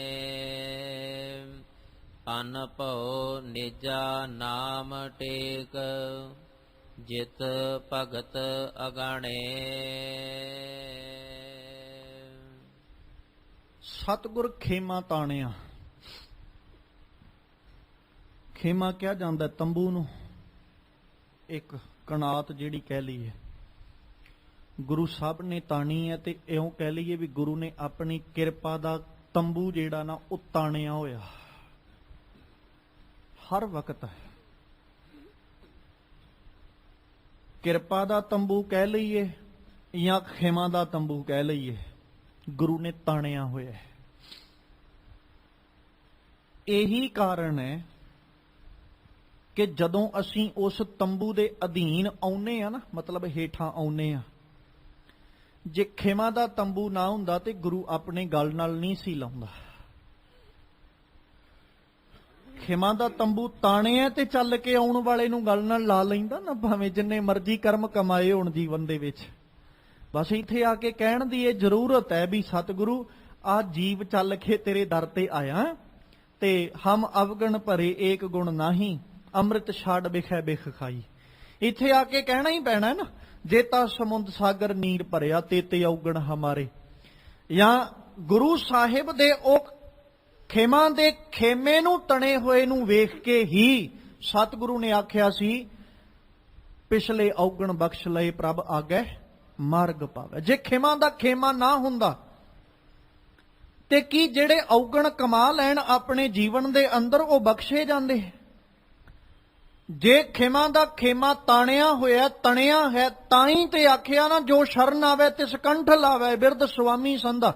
ਨਹੀਂ ਵੇਖਿਆ ਉਹਨੇ ਕਿ ਔਗਣਾਂ ਨਾਲ ਭਰਿਆ ਕਿ ਇਹਨੇ ਜੀਵਨ 'ਚ ਕੋਈ ਚੰਗਾ ਕੰਮ ਕੀਤਾ ਕਿ ਨਹੀਂ ਕੀਤਾ। ਉਹਨੇ ਕਿਸੇ ਪ੍ਰਕਾਰ ਨਹੀਂ ਵੇਖਿਆ, ਸਿਰਫ ਉਹਨੇ ਇਹ ਵੇਖਿਆ ਚੱਲ ਕੇ ਮੇਰੇ ਦਰ ਤੇ ਆਇਆ ਹੈ। ਅੱਜ ਜਦੋਂ ਚੱਲ ਕੇ ਆਇਆ ਨਾ, ਇਹ ਹਿਰਦੇ ਕਰਕੇ ਬੜਾ ਪਾਕ ਤੇ ਪਵਿੱਤਰ ਹੈ। ਉਹ ਸਾਰੇ ਦੇ ਸਾਰੇ ਕਰਮਾਂ ਤੇ ਹੀ ਉਹਨੇ ਕਾਟਾ ਫੇਰਤਾ। ਪਿਛਲੇ ਜੈਸੇ ਮਰਜ਼ੀ ਕਰਮ ਸਨ ਉਹਨੇ ਨਹੀਂ ਨਿਵਾਜੇ, ਨਹੀਂ ਵੇਖੇ। ਜੇ ਆਪਾਂ ਇਹਦਾ ਪ੍ਰਤੱਖ ਪ੍ਰਮਾਣ ਵੇਖਣਾ ਤੇ ਭਾਈ ਬਿਧੀ ਚੰਦ ਦਾ ਜੀਵਨ ਪੜ੍ਹ ਕੇ ਵੇਖੋ ਨਾ, ਜਿਸ ਦਿਨ ਗੁਰੂ ਦਰਬਾਰ 'ਚ ਪਹੁੰਚਿਆ ਨਾ ਉਦਣ ਵੀ ਚੋਰੀ ਕਰਕੇ ਆਇਆ। ਹੈਰਾਨੀ ਦੀ ਗੱਲ ਹੈ, ਚੋਰੀ ਕਰਕੇ ਜਾਨ ਬਚਾਉਣ ਦੇ ਲਈ ਗੁਰੂ ਦਰਬਾਰ 'ਚ ਆ ਕੇ ਬੈਠਾ। ਤੇ ਗੁਰੂ ਦਰਬਾਰ ਦੇ ਵਿੱਚ ਬੈਠਾ ਨਮਸਕਾਰ ਕਰਕੇ ਨਹੀਂ ਬੈਠੇ, ਬਿਨਾਂ ਨਮਸਕਾਰ ਕੀਤਿਆਂ ਹੀ ਸੰਗਤ 'ਚ ਬਹਿ ਗਏ, ਕਿਤੇ ਪਿੰਡ ਵਾਲੇ ਆ ਕੇ ਫੜ ਨਾ ਲੈਣ। ਉੱਥੇ ਬੈਠਿਆਂ ਸੰਗਤ ਵਿੱਚ ਹਿਰਦੇ ਕਰਕੇ ਇੱਕ ਅਰਦਾਸ ਹੈ ਵੀ ਸਤਿਗੁਰੂ ਅੱਜ ਬਚਾ ਲਾ, ਅੱਜ ਤੋਂ ਬਾਅਦ 'ਚ ਕਦੇ ਚੋਰੀ ਨਹੀਂ ਕਰਾਂਗਾ। ਹੁਣ ਗੁਰੂ ਸਾਹਿਬ ਨੇ ਉੱਥੇ ਥੋੜੀ ਕਹਿਣਾ ਸੀ ਵੀ ਉੱਠ ਆ ਬੈਠਾ ਜੀ ਤੁਹਾਡਾ ਚੋਰ, ਲੈ ਜਾਓ ਇਹਨੂੰ ਫੜ ਕੇ। ਜਦੋਂ ਉਹ ਪਿੰਡ ਵਾਲੇ ਆਏ ਜਿਨ੍ਹਾਂ ਦੀਆਂ ਮੱਝਾਂ ਖੋਲ ਕੇ ਭਾਈ ਬਿਧੀ ਚੰਦ ਲੈ ਕੇ ਆਏ ਸਨ, ਤੇ ਉਹਨਾਂ ਨੇ ਆ ਕੇ ਪੁੱਛਿਆ ਵੀ ਸਤਿਗੁਰੂ ਪਾਤਸ਼ਾਹ ਜੀ, ਸਾਡੇ ਪਿੰਡ ਦੀਆਂ ਮੱਝਾਂ ਖੋਲ ਕੇ ਇੱਕ ਚੋਰ ਆਇਆ ਸੀ ਤੇ ਸਾਨੂੰ ਲੱਗਦਾ ਸ਼ਾਇਦ ਉਹ ਭੱਜ ਕੇ ਤੁਹਾਡੇ ਦਰਬਾਰ 'ਚ ਵੜਿਆ ਤੇ ਅਸੀਂ ਉਹਨੂੰ ਲੱਭਦੇ ਹੋਏ ਆਏ ਹਾਂ। ਸਤਿਗੁਰੂ ਨੇ ਹੱਥ ਕਰਕੇ ਸੰਗਤ ਵੱਲ ਕਹਿਤਾ, ਭਾਈ ਆ ਬੈਠੇ ਸਾਰੇ, ਜੇ ਇਹਨਾਂ 'ਚ ਤੁਹਾਨੂੰ ਕੋਈ ਤੁਹਾਡਾ ਚੋਰ ਤੁਹਾਡਾ ਗੁਨਾਹਗਾਰ ਲੱਗਦਾ ਤੇ ਲੈ ਜਾਓ ਫੜ ਕੇ। ਹੁਣ ਗੁਨਾਹਗਾਰ ਤੇ ਤਾਂ ਦਿਸੇ ਨਾ ਜੇ ਅਗਲੇ ਦੇ ਹਿਰਦੇ ਵਿੱਚੋਂ ਅਰਦਾਸਾਂ ਨਾ ਨਿਕਲਦੀਆਂ ਹੋਣ, ਪਰ ਉੱਥੇ ਬੈਠਾ ਕਰੀ ਤੇ ਅਰਦਾਸਾਂ ਇਹੀ ਜਾਂਦਾ ਵੀ ਸਤਿਗੁਰੂ ਅੱਜ ਕਿਤੇ ਪੱਤ ਰੱਖ ਲਾ, ਅੱਜ ਇੱਜ਼ਤ ਰੱਖ ਲਾ, ਅੱਜ ਬਚਾ ਲਾ, ਅੱਜ ਤੋਂ ਬਾਅਦ 'ਚ ਕਦੇ ਚੋਰੀ ਨਹੀਂ ਕਰਾਂਗਾ। ਹੁਣ ਉੱਥੇ ਗੁਰੂ ਅੱਗੇ ਅਰਦਾਸਾਂ ਕਰਦਾ, ਗੁਰੂ ਨੇ ਪੱਤ ਰੱਖੀ, ਪਿੰਡ ਵਾਲੇ ਸਾਰੇ ਵਾਪਸ ਮੁੜ ਗਏ ਤੇ ਗੁਰੂ ਕੋਲੋਂ ਖਿਮਾ ਮੰਗ ਕੇ ਗਏ ਵੀ ਸਤਿਗੁਰੂ ਅਸੀਂ ਮੁਆਫੀ ਚਾਹੁੰਦੇ ਆ, ਅਸੀਂ ਆਪ ਜੀ ਦੀ ਸੰਗਤ ਉੱਤੇ ਆ ਕੇ ਉਹਦੇ ਵਿੱਚੋਂ ਚੋਰ ਜਿਹੜਾ ਉਹ ਲੱਭਣ ਦੀ ਕੋਸ਼ਿਸ਼ ਕੀਤੀ, ਪਰ ਆਪ ਜੀ ਦੀ ਸੰਗਤ ਵਿੱਚ ਸਾਰੇ ਸੰਤ ਭਲੇ ਪੁਰਸ਼ ਬੈਠੇ ਨੇ। ਉਹ ਬਿਧੀ ਚੰਦ ਦੀਆਂ ਅਰਦਾਸਾਂ ਜੇ ਮਾਲਕ ਕਿਤੇ ਔਗਣ ਵੇਖਦੇ ਹੁੰਦੇ ਤੇ ਭਾਈ ਬਿਧੀ ਚੰਦ ਨੂੰ ਆਪ ਫੜਾਉਂਦੇ ਵੀ ਲਓ ਜੀ ਆ ਫੜ ਕੇ ਲੈ ਜਾਓ, ਆ ਤੁਹਾਡਾ ਚੋਰ ਹੈ। ਜਦੋਂ ਗੁਰੂ ਦੇ ਖਿਮਾ ਦੇ ਖੇਮੇ ਦੀ ਗੱਲ ਕਰਾਂਗੇ ਨਾ, ਤੇ ਇਸ ਖਿਮਾ ਦੇ ਖੇਮੇ ਹੇਠਾਂ ਜਿਹੜਾ ਚੱਲ ਕੇ ਆ ਗਿਆ ਮਾਲਕ ਨੇ ਆਪਣੇ ਗਲ ਨਾਲ ਲਾ ਹੀ ਲਿਆ। ਬਸ ਇਹ ਹੈ ਕਿ ਮੈਂ ਆਪਣੇ ਜੀਵਨ ਦੇ ਅੰਦਰ ਆਪਣੇ ਕੀਤੇ ਕਰਮਾਂ ਤੋਂ ਤੌਬਾ ਕਰਕੇ ਗੁਰੂ ਦੇ ਦਰ ਤੇ ਆ ਜਾ। ਸਤਿਗੁਰਾ ਅੱਜ ਤੋਂ ਬਾਅਦ ਤੌਬਾ ਕਰਦਾ, ਕਿਤੇ ਰੱਖ ਲਾ ਮੇਰੀ ਪੱਤ ਵੀ, ਮੇਰੀ ਇੱਜ਼ਤ ਵੀ। ਗੁਰੂ ਆਪ ਪ੍ਰੇਮ ਦਾ ਪਟੋਲਾ ਬਣ ਕੇ, ਪ੍ਰੇਮ ਦਾ ਕੱਪੜਾ ਵਸਤਰ ਬਣ ਕੇ ਸਾਡੀ ਪੱਤ ਨੂੰ ਰੱਖਦਾ ਜੇ। ਕਿਤੇ ਗੁਰੂ ਕੋਲੋਂ ਸਾਨੂੰ ਪੱਤ ਰਖਵਾਉਣ ਦੀ ਜਾਚ ਆ ਜਾਏ, ਗੁਰੂ ਸਾਡੀ ਆਪ ਇੱਜ਼ਤ ਰੱਖਣ ਵਾਲਾ ਬਣ ਕੇ, ਰਖਵਾਲਾ ਬਣ ਕੇ ਸਾਡੀ ਇੱਜ਼ਤ ਨੂੰ ਰੱਖਦਾ। ਸਤਿਗੁਰ ਖੇਮਾ ਤਾਣਿਆ, ਪਟਕਲ ਜੀ ਕਹਿੰਦੇ ਗੁਰੂ ਨੇ ਖੇਮਾ ਤਾਣਿਆ ਹੋਇਆ, ਜੁਗ ਜੂਠ ਸਮਾਣੇ, ਸਾਰੇ ਦਾ ਸਾਰਾ ਸਮਾਜ, ਉਸ ਸਾਰੇ ਦੇ ਸਾਰੇ ਲੋਕ ਉਸ ਖੇਮੇ ਦੇ ਹੇਠਾਂ ਆ ਖੜੋ ਗਏ। ਗੁਰ ਨਾਨਕ ਅੰਗਦ ਅਮਰ ਭਗਤ ਹਰ ਸੰਗ ਸਮਾਣੇ, ਇਹ ਰਾਜ ਜੋਗ ਗੁਰ ਰਾਮਦਾਸ, ਤੁਮ ਹੂੰ ਰਸ ਜਾਣੇ। ਹੁਣ ਜਿੱਥੇ ਖੇਮਾ ਤਾਣਿਆ ਨਾ, ਉਥੇ ਅਨਭਉ ਨੇਜਾ, ਨਾਮ ਟੇਕ, ਨਿਰਭੈਤਾ ਦਾ ਇੱਕ ਨੇਜਾ, ਨਾਮ ਦੀ ਇੱਕ ਢਾਲ। ਨਾਮ ਦਾ ਨੇਜਾ, ਅਨਭਉ ਦਾ ਨੇਜਾ ਤੇ ਨਾਮ ਦੀ ਢਾਲ। ਅਨਭਉ ਦਾ ਨੇਜਾ ਜਿਹੜਾ ਹੈ ਨਾ, ਮਤਲਬ ਇੱਕ ਹਥਿਆਰ, ਨੇਜੇ ਨੂੰ ਅਸੀਂ ਹਥਿਆਰ ਦੇ ਰੂਪ ਚ ਲੈ ਸਕਦੇ ਹਾਂ, ਤੇ ਅਨਭਉ ਜਿਹੜੀ ਨਿਰਭੈਤਾ, ਨਿਡਰਤਾ। ਹੱਥ ਵਿੱਚ ਹਥਿਆਰ ਹੋਵੇ ਤੇ ਬੰਦੇ ਦੇ ਮਨ ਚ ਡਰ ਹੋਵੇ, ਚਾਹ ਕੇ ਵੀ ਕਦੇ ਉਹ ਹਥਿਆਰ ਨਹੀਂ ਜੇ ਚਲਾ ਸਕਦਾ, ਚਾਹੇ ਜਿੱਡਾ ਮਰਜ਼ੀ ਬਲਵਾਨ ਹੈ। ਜਦੋਂ ਹਿਰਦੇ ਵਿੱਚ ਡਰ ਬੈਠਾ ਹੈ, ਹਿਰਦੇ ਵਿੱਚ ਡਰ ਨਾ ਹੋਵੇ ਤੇ ਹੱਥੋਂ ਖਾਲੀ ਸਖਣਾ ਹੋਵੇ, ਹੱਥ ਨਾਲ ਵੀ ਜੂਝ ਜਾਂਦਾ ਅਗਲਾ। ਆਹੀ ਕਾਰਨ ਹੈ, ਅੰਦਰ ਨਿਰਭੈਤਾ ਸੀ। ਹਰੀ ਸਿੰਘ ਨਲੂਆ ਜੰਗਲ ਦੇ ਵਿੱਚ ਖੜੋਤਾ, ਸ਼ੇਰ ਨੇ ਹਮਲਾ ਕੀਤਾ, ਇੰਨਾ ਵੀ ਮੌਕਾ ਨਹੀਂ ਸੀ ਵੀ ਆਪਣਾ ਹਥਿਆਰ ਵੀ ਸਾਂਭ ਸਕਾਂ, ਸ਼ਸਤਰ ਵੀ ਸੰਭਾਲ ਸਕਾਂ। ਸ਼ੇਰ ਨੇ ਹਮਲਾ ਕੀਤਾ ਆਪਣੇ ਜਾਣੇ ਤੇ ਉਹਨੇ ਸ਼ਿਕਾਰ ਕਰਨਾ ਹੈ ਸ਼ੇਰ ਨੇ। ਪਰ ਹਰੀ ਸਿੰਘ ਨਲੂਏ ਨੇ ਆਪਣਾ ਹਥਿਆਰ ਜਿਹੜਾ ਹੈ ਨਾ, ਆਪਣੀ ਨਿਰਭੈਤਾ ਨੂੰ ਬਣਾਇਆ, ਨਿਡਰਤਾ ਨੂੰ ਬਣਾਇਆ। ਨਿਡਰਤਾ ਦਾ ਹਥਿਆਰ ਬਣਾ ਕੇ ਤੇ ਉੱਪਰ ਝਪਟੇ ਹੋਏ ਸ਼ੇਰ ਨੂੰ ਉਹਦੇ ਜਬਾੜਿਆਂ ਤੋਂ ਫੜਿਆ ਤੇ ਜਬਾੜਿਆਂ ਤੋਂ ਫੜ ਕੇ ਸ਼ੇਰ ਨੂੰ ਪਾੜਨਾ ਨਿਰਭੈਤਾ ਦਾ ਪ੍ਰਤੀਕ ਹੈ। ਨਹੀਂ ਤੇ ਸ਼ੇਰ ਹਮਲਾ ਕਰੇ, ਹੱਥ ਵਿੱਚ ਫੜੇ ਹਥਿਆਰ ਇਨਸਾਨ ਕਿਤੇ ਸਾਹਮਣੇ ਵੀ ਸ਼ੇਰ ਦੇ ਖੜੋਤਾ ਹੋਵੇ ਨਾ, ਤੇ ਹੋ ਸਕਦਾ ਸ਼ੇਰ ਦੀ ਦਹਾੜ ਸੁਣ ਕੇ ਅਗਲੇ ਦੇ ਪੈਰ ਵੀ ਕੰਬ ਜਾਣ, ਤੇ ਪੈਰ ਕੰਬਣ, ਹੱਥਾਂ ਦਾ ਕੰਬਣਾ ਲਾਜ਼ਮੀ ਹੈ, ਤੇ ਹਮਲਾ ਕਰਨ ਲੱਗੇ ਉਹਦਾ ਨਿਸ਼ਾਨਾ ਵੀ ਚੁੱਕ ਜਾਏ ਤੇ ਸ਼ੇਰ ਦਾ ਸ਼ਿਕਾਰ ਬਣ ਜਾਏ। ਇਸ ਲਈ ਹਥਿਆਰ ਹੱਥ ਵਿੱਚ ਹੋਣ ਤੋਂ ਪਹਿਲਾਂ ਸਾਡੇ ਕੋਲ ਨਿਡਰਤਾ ਦਾ ਹੋਣਾ ਲਾਜ਼ਮੀ ਹੈ। ਜੇ ਸਾਡੇ ਕੋਲ ਨਿਡਰਤਾ ਨਹੀਂ ਹੈ, ਹਥਿਆਰ ਸਾਡੇ ਕਿਸੇ ਕੰਮ ਵੀ ਨਹੀਂ ਹੈ। ਹੱਥ ਵਿੱਚ ਫੜਿਆ ਹਥਿਆਰ ਵੀ ਅਸੀਂ ਨਹੀਂ ਚਲਾ ਸਕਾਂਗੇ ਜਦੋਂ ਤੱਕ ਸਾਡੇ ਕੋਲ ਨਿਡਰਤਾ ਹੀ ਨਹੀਂ। ਬੰਦਾ ਹੱਥ 'ਚ ਬੰਦੂਕ ਲੈ ਕੇ ਖੜੋਤਾ ਹੋਵੇ, ਸਾਹਮਣੇ ਹੱਥੋਂ ਹਥਿਆਰ ਕਿਸੇ ਦੇ ਕੋਲ ਹੋਵੇ ਨਾ, ਸਖਣਾ ਹੋਵੇ, ਤੇ ਅਗਲੇ ਦੇ ਅਸੀਂ ਦੇਹੀ ਨੂੰ ਵੇਖ ਕੇ ਹੀ ਮਨ 'ਚ ਖੌਫ ਰੱਖ ਲਈਏ ਵੀ ਇਹ ਤੇ ਤਗੜਾ ਬਹੁਤ ਹੈ, ਬੜਾ ਬਲਵਾਨ ਹੈ, ਜੇ ਕਿਤੇ ਮੈਂ ਇਹਦੇ ਹੱਥ ਆ ਗਿਆ ਤੇ ਮੈਂ ਮਾਰਿਆ ਜਾਣਾ। ਤੇ ਮੈਨੂੰ ਇਸ ਗੱਲ ਤੇ ਭਰੋਸਾ ਨਹੀਂ ਨਾ ਵੀ ਉਹ ਸਖਣਾ ਹੱਥੋਂ ਹੀ ਤੇ ਮੇਰੇ ਕੋਲ ਹਥਿਆਰ ਹੈ, ਮੈਂ ਆਪਣੇ ਹਥਿਆਰ ਨਾਲ ਹਮਲਾ ਕਰਕੇ ਉਹਨੂੰ ਮਾਰ ਸਕਦਾ। ਇਸ ਨਿਡਰਤਾ ਦੀ ਬਜਾਏ ਮੇਰੇ ਕੋਲ ਡਰ ਹੈ ਕਿ ਜੇ ਕਿਤੇ ਉਹਨੇ ਮੈਨੂੰ ਫੜ ਲਿਆ ਤੇ ਇਹਨੇ ਮਾਰ ਦੇਣਾ। ਹੁਣ ਹਥਿਆਰ ਨਹੀਂ, ਨਿਡਰਤਾ ਵੱਧ ਲਾਜ਼ਮੀ ਹੈ। ਜਿੱਥੇ ਹਥਿਆਰਾਂ ਨੂੰ ਰੱਖਣਾ ਲਾਜ਼ਮੀ, ਉੱਥੇ ਨਿਰਭੈਤਾ ਦਾ ਹੋਣਾ ਜ਼ਰੂਰੀ ਹੈ। ਜੇ ਨਿਰਭੈਤਾ ਨਹੀਂ ਤੇ ਹਥਿਆਰਾਂ ਵਾਲੇ ਵੀ ਮਾਰੇ ਜਾਂਦੇ ਨੇ। ਤੇ ਸਤਿਗੁਰੂ ਪਾਤਸ਼ਾਹ ਜੀ ਦੀ ਸ਼ੋਭਾ ਕਰਦਿਆਂ ਕਹਿੰਦੇ ਗੁਰੂ ਰਾਮਦਾਸ ਸਾਹਿਬ ਕੋਲ ਕੀ ਹੈ? ਅੰਨ ਭਾਉ ਦਾ ਨੇਜਾ, ਮਤਲਬ ਨਿਡਰਤਾ ਦਾ ਇੱਕ ਹਥਿਆਰ ਹੈ। ਜਿੱਥੇ ਹਥਿਆਰ ਚਾਹੀਦਾ, ਸੁਭਾਵਿਕ ਜਿਹੀ ਗੱਲ ਹੈ, ਉੱਥੇ ਆਪਣੇ ਸੈਲਫ ਡਿਫੈਂਸ ਦੇ ਵਾਸਤੇ ਸਾਡੇ ਕੋਲ ਕਿਸੇ ਦਾ ਵਾਰ ਰੋਕਣ ਦੇ ਲਈ ਢਾਲ ਵੀ ਚਾਹੀਦੀ ਹੈ। ਜੇ ਸਾਡੇ ਹੱਥ 'ਚ ਬੰਦੂਕ ਹੈ ਤੇ ਆਪਣੀ ਬੰਦੂਕ ਜਿੱਥੇ ਅਸੀਂ ਚਲਾਉਣੀ ਹੈ, ਉੱਥੇ ਦੂਜੇ ਦੀ ਬੰਦੂਕ ਦੀ ਗੋਲੀ ਸਹਿਣ ਦੇ ਲਈ ਸਾਡੇ ਕੋਲ ਪਾਵਰ ਵੀ ਤੇ ਹੋਣੀ ਚਾਹੀਦੀ ਨਾ, ਸੈਲਫ ਡਿਫੈਂਸ ਵੀ ਤੇ ਹੋਣਾ ਚਾਹੀਦਾ। ਅੱਜ ਦੀ ਭਾਸ਼ਾ ਦੇ ਵਿੱਚ ਗੱਲ ਕਰਾਂਗੇ ਤੇ ਸਾਨੂੰ ਬਾਡੀ ਦੇ ਉੱਤੇ ਬੁਲਟ ਪ੍ਰੂਫ ਜੈਕਟ ਵੀ ਤੇ ਧਾਰਨ ਕਰਨੀ ਪਏਗੀ ਨਾ, ਜੇ ਅਸੀਂ ਜੰਗ ਦੇ ਮੈਦਾਨ ਵਿੱਚ ਚੱਲੇ ਹਾਂ। ਉਸ ਸਮੇਂ ਦੇ ਵਿੱਚ ਢਾਲਾਂ ਸਨ ਵੀ ਕਿਸੇ ਨੇ ਹਮਲਾ ਕਰਨਾ, ਅਸੀਂ ਉਹਦੇ ਦੇ ਉੱਤੇ ਪਲਟ ਕੇ ਹਮਲਾ ਕਰਨਾ ਹੈ, ਪਰ ਉਹ ਹਮਲਾ ਪਲਟ ਕੇ ਕਰਨ ਤੋਂ ਪਹਿਲਾਂ ਉਹਦੇ ਕੀਤੇ ਹੋਏ ਵਾਰ ਨੂੰ ਰੋਕਣਾ। ਇੱਕ ਹੱਥ ਵਿੱਚ ਢਾਲ ਫੜ ਕੇ ਉਹਦੇ ਹਮਲੇ ਨੂੰ ਰੋਕ ਕੇ ਫਿਰ ਦੂਜੇ ਹੱਥ ਨਾਲ ਮੁੜ ਵਾਰ ਕਰਨਾ। ਉਹ ਵਾਰ ਇਸ ਢੰਗ ਨਾਲ ਕਰਨਾ ਕਿ ਪਹਿਲੋਂ ਜਿੰਨੇ ਵਾਰ ਕੀਤਾ ਉਹ ਮੁੜ ਕੇ ਉੱਠ ਹੀ ਨਾ ਸਕੇ, ਮੈਂ ਉਹਨੂੰ ਸਦਾ ਦੀ ਨੀਂਦ ਸਵਾ ਦਿਆਂ। ਸਤਿਗੁਰੂ ਜੀ ਦੀ ਸ਼ੋਭਾ ਕਰਦਿਆਂ ਆਖਦੇ ਭੱਟ ਕੱਲ ਜੀ ਕਿ ਗੁਰੂ ਸਾਹਿਬ ਕੋਲ ਅੰਨ ਭਾਉ ਦਾ ਇੱਕ ਹਥਿਆਰ ਹੈ ਤੇ ਰੱਬ ਦੇ ਨਾਮ ਦਾ ਸਹਾਰਾ, ਰੱਬ ਦੇ ਨਾਮ ਦੀ ਇੱਕ ਢਾਲ ਹੈ। ਜਿਤ ਭਗਤ ਆਗਾਣਾ, ਜਿਸ ਨਾਲ ਉਹਨਾਂ ਨੇ ਆਪਣੇ ਜੀਵਨ ਦੇ ਅੰਦਰ ਰੱਬ ਦੀ ਭਗਤੀ ਜਿਹੜੀ ਉਹਨੂੰ ਕੀਤਾ, ਜਾਂ ਇਉਂ ਕਹਿ ਲਈਏ ਇਸ ਨਾਮ ਦੇ ਢਾਲ ਦੇ ਨਾਲ ਤੇ ਅੰਨ ਭਾਉ ਦੇ ਨੇਜੇ ਦੇ ਨਾਲ ਵਿਕਾਰਾਂ ਦਾ ਮੁਕਾਬਲਾ ਕੀਤਾ। ਵਿਕਾਰਾਂ ਦਾ ਮੁਕਾਬਲਾ ਕਰਦਿਆਂ ਹੋਇਆਂ ਵਿਕਾਰਾਂ ਨੂੰ ਰੋਕਿਆ। ਜਦੋਂ ਵਿਕਾਰਾਂ ਤੋਂ ਬਚ ਗਏ ਫਿਰ ਭਗਤੀ ਦੇ ਨਾਲ ਆਪਣੇ ਜੀਵਨ ਦੇ ਅੰਦਰ ਰੱਜ ਜਿਹੜਾ ਉਹ ਹਾਸਲ ਕੀਤਾ। ਗੁਰ ਨਾਨਕ ਅੰਗਦ ਅਮਰ ਭਗਤ, ਹਰ ਸੰਗ ਸਮਾਣੇ, ਇਹ ਰਾਜ ਜੋਗ ਗੁਰ ਰਾਮਦਾਸ, ਤੁਮਹੁ ਰਸ ਜਾਣੇ। ਫਿਰ ਕਹਿੰਦੇ ਜਿਵੇਂ ਗੁਰੂ ਨਾਨਕ ਸਾਹਿਬ ਜੀ, ਅੰਗਦ ਤੇ ਗੁਰੂ ਅਮਰਦਾਸ ਸਾਹਿਬ ਜੀ, ਇਹਨਾਂ ਨੇ ਰੱਬ ਦੇ ਅੰਦਰ ਲੀਨਤਾ ਹਾਸਲ ਕੀਤੀ ਨਾ, ਰੱਬ ਦੀ ਭਗਤੀ ਕਰਕੇ। ਧੰਨ ਗੁਰੂ ਰਾਮਦਾਸ ਪਾਤਸ਼ਾਹ ਜੀ, ਤੁਸੀਂ ਵੀ ਇਹਨਾਂ ਦੇ ਵਾਂਗੂ ਹੀ ਅਕਾਲ ਪੁਰਖ ਦੇ ਅੰਦਰ ਜਿਹੜੀ ਲੀਨਤਾ ਹੈ ਉਹਨੂੰ ਹਾਸਲ ਕੀਤਾ, ਉਹਨੂੰ ਖੱਟਿਆ। ਇਹ ਰਾਜ ਜੋਗ ਗੁਰੂ ਰਾਮਦਾਸ, ਸਤਿਗੁਰੂ ਰਾਮਦਾਸ ਪਾਤਸ਼ਾਹ ਜੀ, ਇਹ ਜਿਹੜਾ ਰਾਜ ਅਤੇ ਜੋਗ ਦਾ ਰਸ ਹੈ ਨਾ, ਇਹਨੂੰ ਤੁਸੀਂ ਹੀ ਜਾਣਦੇ ਹੋ, ਕੋਈ ਦੂਜਾ ਨਹੀਂ ਜੇ ਜਾਣ ਸਕਦਾ। ਇਹ ਰਾਜ ਜੋਗ ਗੁਰੂ ਰਾਮਦਾਸ ਤੁਮ ਹੂ ਰਸ ਜਾਣੈ। ਕਿਉਂਕਿ ਜੇ ਰਾਜ ਤੇ ਜੋਗ ਦੀ ਬਾਤ ਕੀਤੀ ਤੇ ਇਕੱਲੇ ਗੁਰੂ ਨਾਨਕ ਦੇ ਘਰ ਨੇ।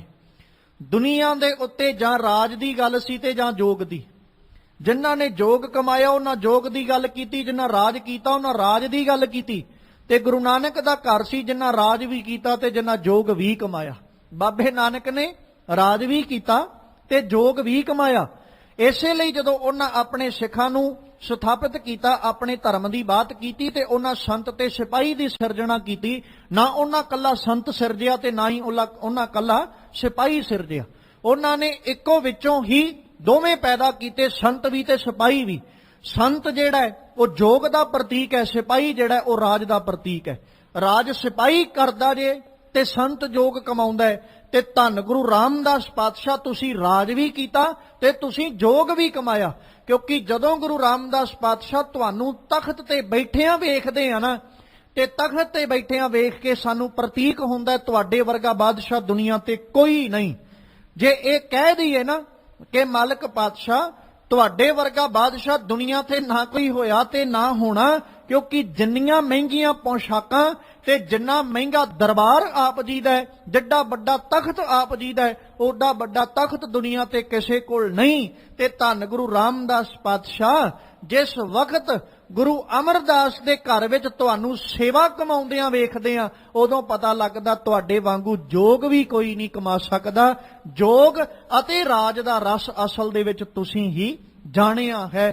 ਇਹ ਭੱਟ ਕੱਲ ਜੀ ਗੁਰੂ ਰਾਮਦਾਸ ਪਾਤਸ਼ਾਹ ਦੀ ਸ਼ੋਭਾ ਕਰਦਿਆਂ ਹੋਇਆਂ ਸਾਨੂੰ ਸਮਝਾਉਂਦੇ ਨੇ ਕਿ ਗੁਰੂ ਰਾਮਦਾਸ ਸਾਹਿਬ ਨੇ ਆਪਣੇ ਜੀਵਨ ਅੰਦਰ ਰਾਜ ਵੀ ਕਮਾਇਆ, ਜੋਗ ਵੀ ਕਮਾਇਆ। ਅਸਲ ਦੇ ਅੰਦਰ ਰਾਜ ਔਰ ਜੋਗ ਦਾ ਜਿਹੜਾ ਰਸ ਹੈ ਉਹਨੂੰ ਧੰਨ ਗੁਰੂ ਰਾਮਦਾਸ ਪਾਤਸ਼ਾਹ ਹੀ ਜਾਣਦੇ ਨੇ। ਇਸ ਲਈ ਆਪਾਂ ਵੀ ਕਿਤੇ ਗੁਰੂ ਅੱਗੇ ਇਹ ਅਰਦਾਸ ਅਰਜ਼ੋਈ ਕਰਨ ਦੀ ਜਿਹੜੀ ਜਾਚ ਹੈ ਉਹ ਸਿੱਖ ਲਈਏ ਕਿ ਮਾਲਕ ਪਾਤਸ਼ਾਹ ਕਿਤੇ ਤੇਰੇ ਦਰ ਦੇ ਉੱਤੇ ਆਉਂਦਿਆਂ ਨੂੰ, ਜਿੱਥੇ ਤੂੰ ਸਾਰੀਆਂ ਸੰਸਾਰਿਕ ਦਾਤਾਂ ਦਿੱਤੀਆਂ ਨਾ, ਰਾਜ ਦਿੱਤਾ ਜਿੱਥੇ, ਉੱਥੇ ਕਿਰਪਾ ਕਰਕੇ ਤੇ ਰਾਜ ਵਿੱਚ ਰਹਿੰਦਿਆਂ ਜੋਗ ਵੀ ਕਮਾਉਣਾ ਆ ਜਾਏ। ਅਸੀਂ ਰਾਜ ਜਿੱਥੇ ਕਰ ਰਹੇ ਹਾਂ, ਹੁਣ ਆਪਣੇ ਘਰਾਂ ਦੇ ਵਿੱਚ ਸਾਰੇ ਪਦਾਰਥ ਅਸੀਂ ਹਰ ਸੁੱਖ ਸਹੂਲਤ ਮਾਣ ਰਹੇ ਹਾਂ, ਉਹ ਕੀ ਹੈ? ਰਾਜ ਦਾ ਪ੍ਰਤੀਕ ਹੈ। ਪਰ ਸੁੱਖ ਸਹੂਲਤਾਂ ਕਮਾਉਂਦਿਆਂ ਅਸੀਂ ਧਰਮ ਤੋਂ ਬਹੁਤ ਦੂਰ ਹਾਂ, ਧਾਰਮਿਕ ਵਿਚਾਰਾਂ ਤੋਂ ਬਹੁਤ ਦੂਰ ਹਾਂ, ਤੇ ਇਨਸਾਨੀਅਤ ਦੀ ਜਿਹੜੀ ਬਿਰਤੀ ਹੈ ਨਾ ਉਹਦੇ ਤੋਂ ਬਹੁਤ ਦੂਰ ਹਾਂ। ਜਿਸ ਲਈ ਅਸੀਂ ਜੋਗ ਤੋਂ ਸੱਖਣੇ ਆ, ਜੋਗ ਸਾਡੇ ਕੋਲ ਨਹੀਂ। ਰਾਜ ਗੁਰੂ ਦਾ ਦਿੱਤਾ ਤੇ ਜੋਗ ਵੀ ਗੁਰੂ ਨੇ ਦੇਣਾ। ਤੇ ਗੁਰੂ ਅੱਗੇ ਅਰਦਾਸ ਇਹੀ ਕੀਤੀ ਜਾ ਸਕਦੀ ਹੈ, ਮਾਲਕ ਪਾਤਸ਼ਾਹ ਕਿਰਪਾ ਕਰੋ ਕਿਤੇ ਸਾਡੀ ਵੀ ਸਿਰਾਂ ਉੱਤੇ ਮਿਹਰ ਭਰਿਆ ਹੱਥ ਰੱਖ ਕੇ ਇੰਨੀ ਕੁ ਕਿਰਪਾ ਵਰਤਾ ਦਿਓ ਕਿਤੇ ਅਸੀਂ ਵੀ ਭੁੱਲੇ ਹੋਏ ਸਿੱਧੇ ਮਾਰਗਾਂ ਦੇ ਉੱਤੇ ਤੁਰ ਪਈਏ। ਗੁਰਵੱਡ ਭਾਗੀ ਪਾਇਆ, ਐਸਾ ਗੁਰਵੱਡ ਭਾਗੀ ਪਾਇਆ, ਗੁਰਵੱਡ ਭਾਗੀ ਪਾਇਆ, ਐਸਾ ਗੁਰਵੱਡ ਭਾਗੀ ਪਾਇਆ।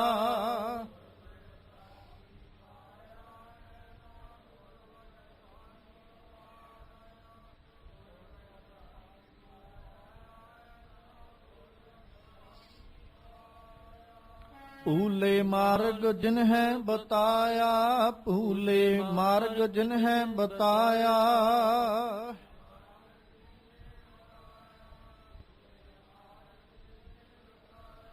ਐਸਾ ਗੁਰਵੱਡ ਭਾਗੀ ਪਾਇਆ, ਐਸਾ ਗੁਰਵੱਡ ਭਾਗੀ ਪਾਇਆ।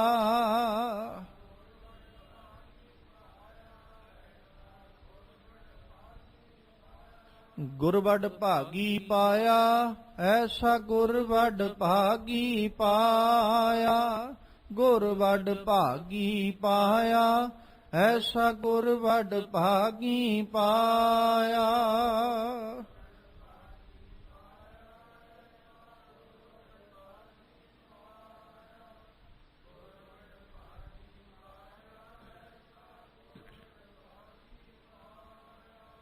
ਸਤਿਗੁਰੂ ਕਿਰਪਾ ਕਰਨ ਕਿਤੇ ਜੀਵਨ ਦੇ ਮਾਰਗਾਂ ਤੋਂ ਜਿੱਥੋਂ ਅਸੀਂ ਖੁੰਝੇ ਹੋਏ ਹਾਂ, ਗੁਰੂ ਦੀ ਕਿਰਪਾ ਸਦਕਾ ਉਹਨਾਂ ਮਾਰਗਾਂ ਦੇ ਉੱਤੇ ਤੁਰਨ ਦੀ ਜਾਚ ਆ ਜਾਏ, ਤਾਂ ਜੋ ਸਾਡੇ ਵੀ ਇਹ ਲੋਕ ਸੁਖੀਏ ਪਰਲੋਕ ਸੁਹੇਲੇ, ਨਾਨਕ ਹਰ ਪ੍ਰਭ ਆਪੇ ਮੇਲੇ।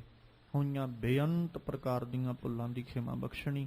ਆਓ ਸਤਿਗੁਰਾਂ ਦੇ ਪਾਵਨ ਬਚਨ ਆਪਣੇ ਹਿਰਦਿਆਂ ਵਿੱਚ ਵਸਾ ਲਈਏ। ਗੁਰ ਨਾਨਕ ਅੰਗਦ ਅਮਰ ਭਗਤ, ਹਰ ਸੰਗ ਸਮਾਣੇ,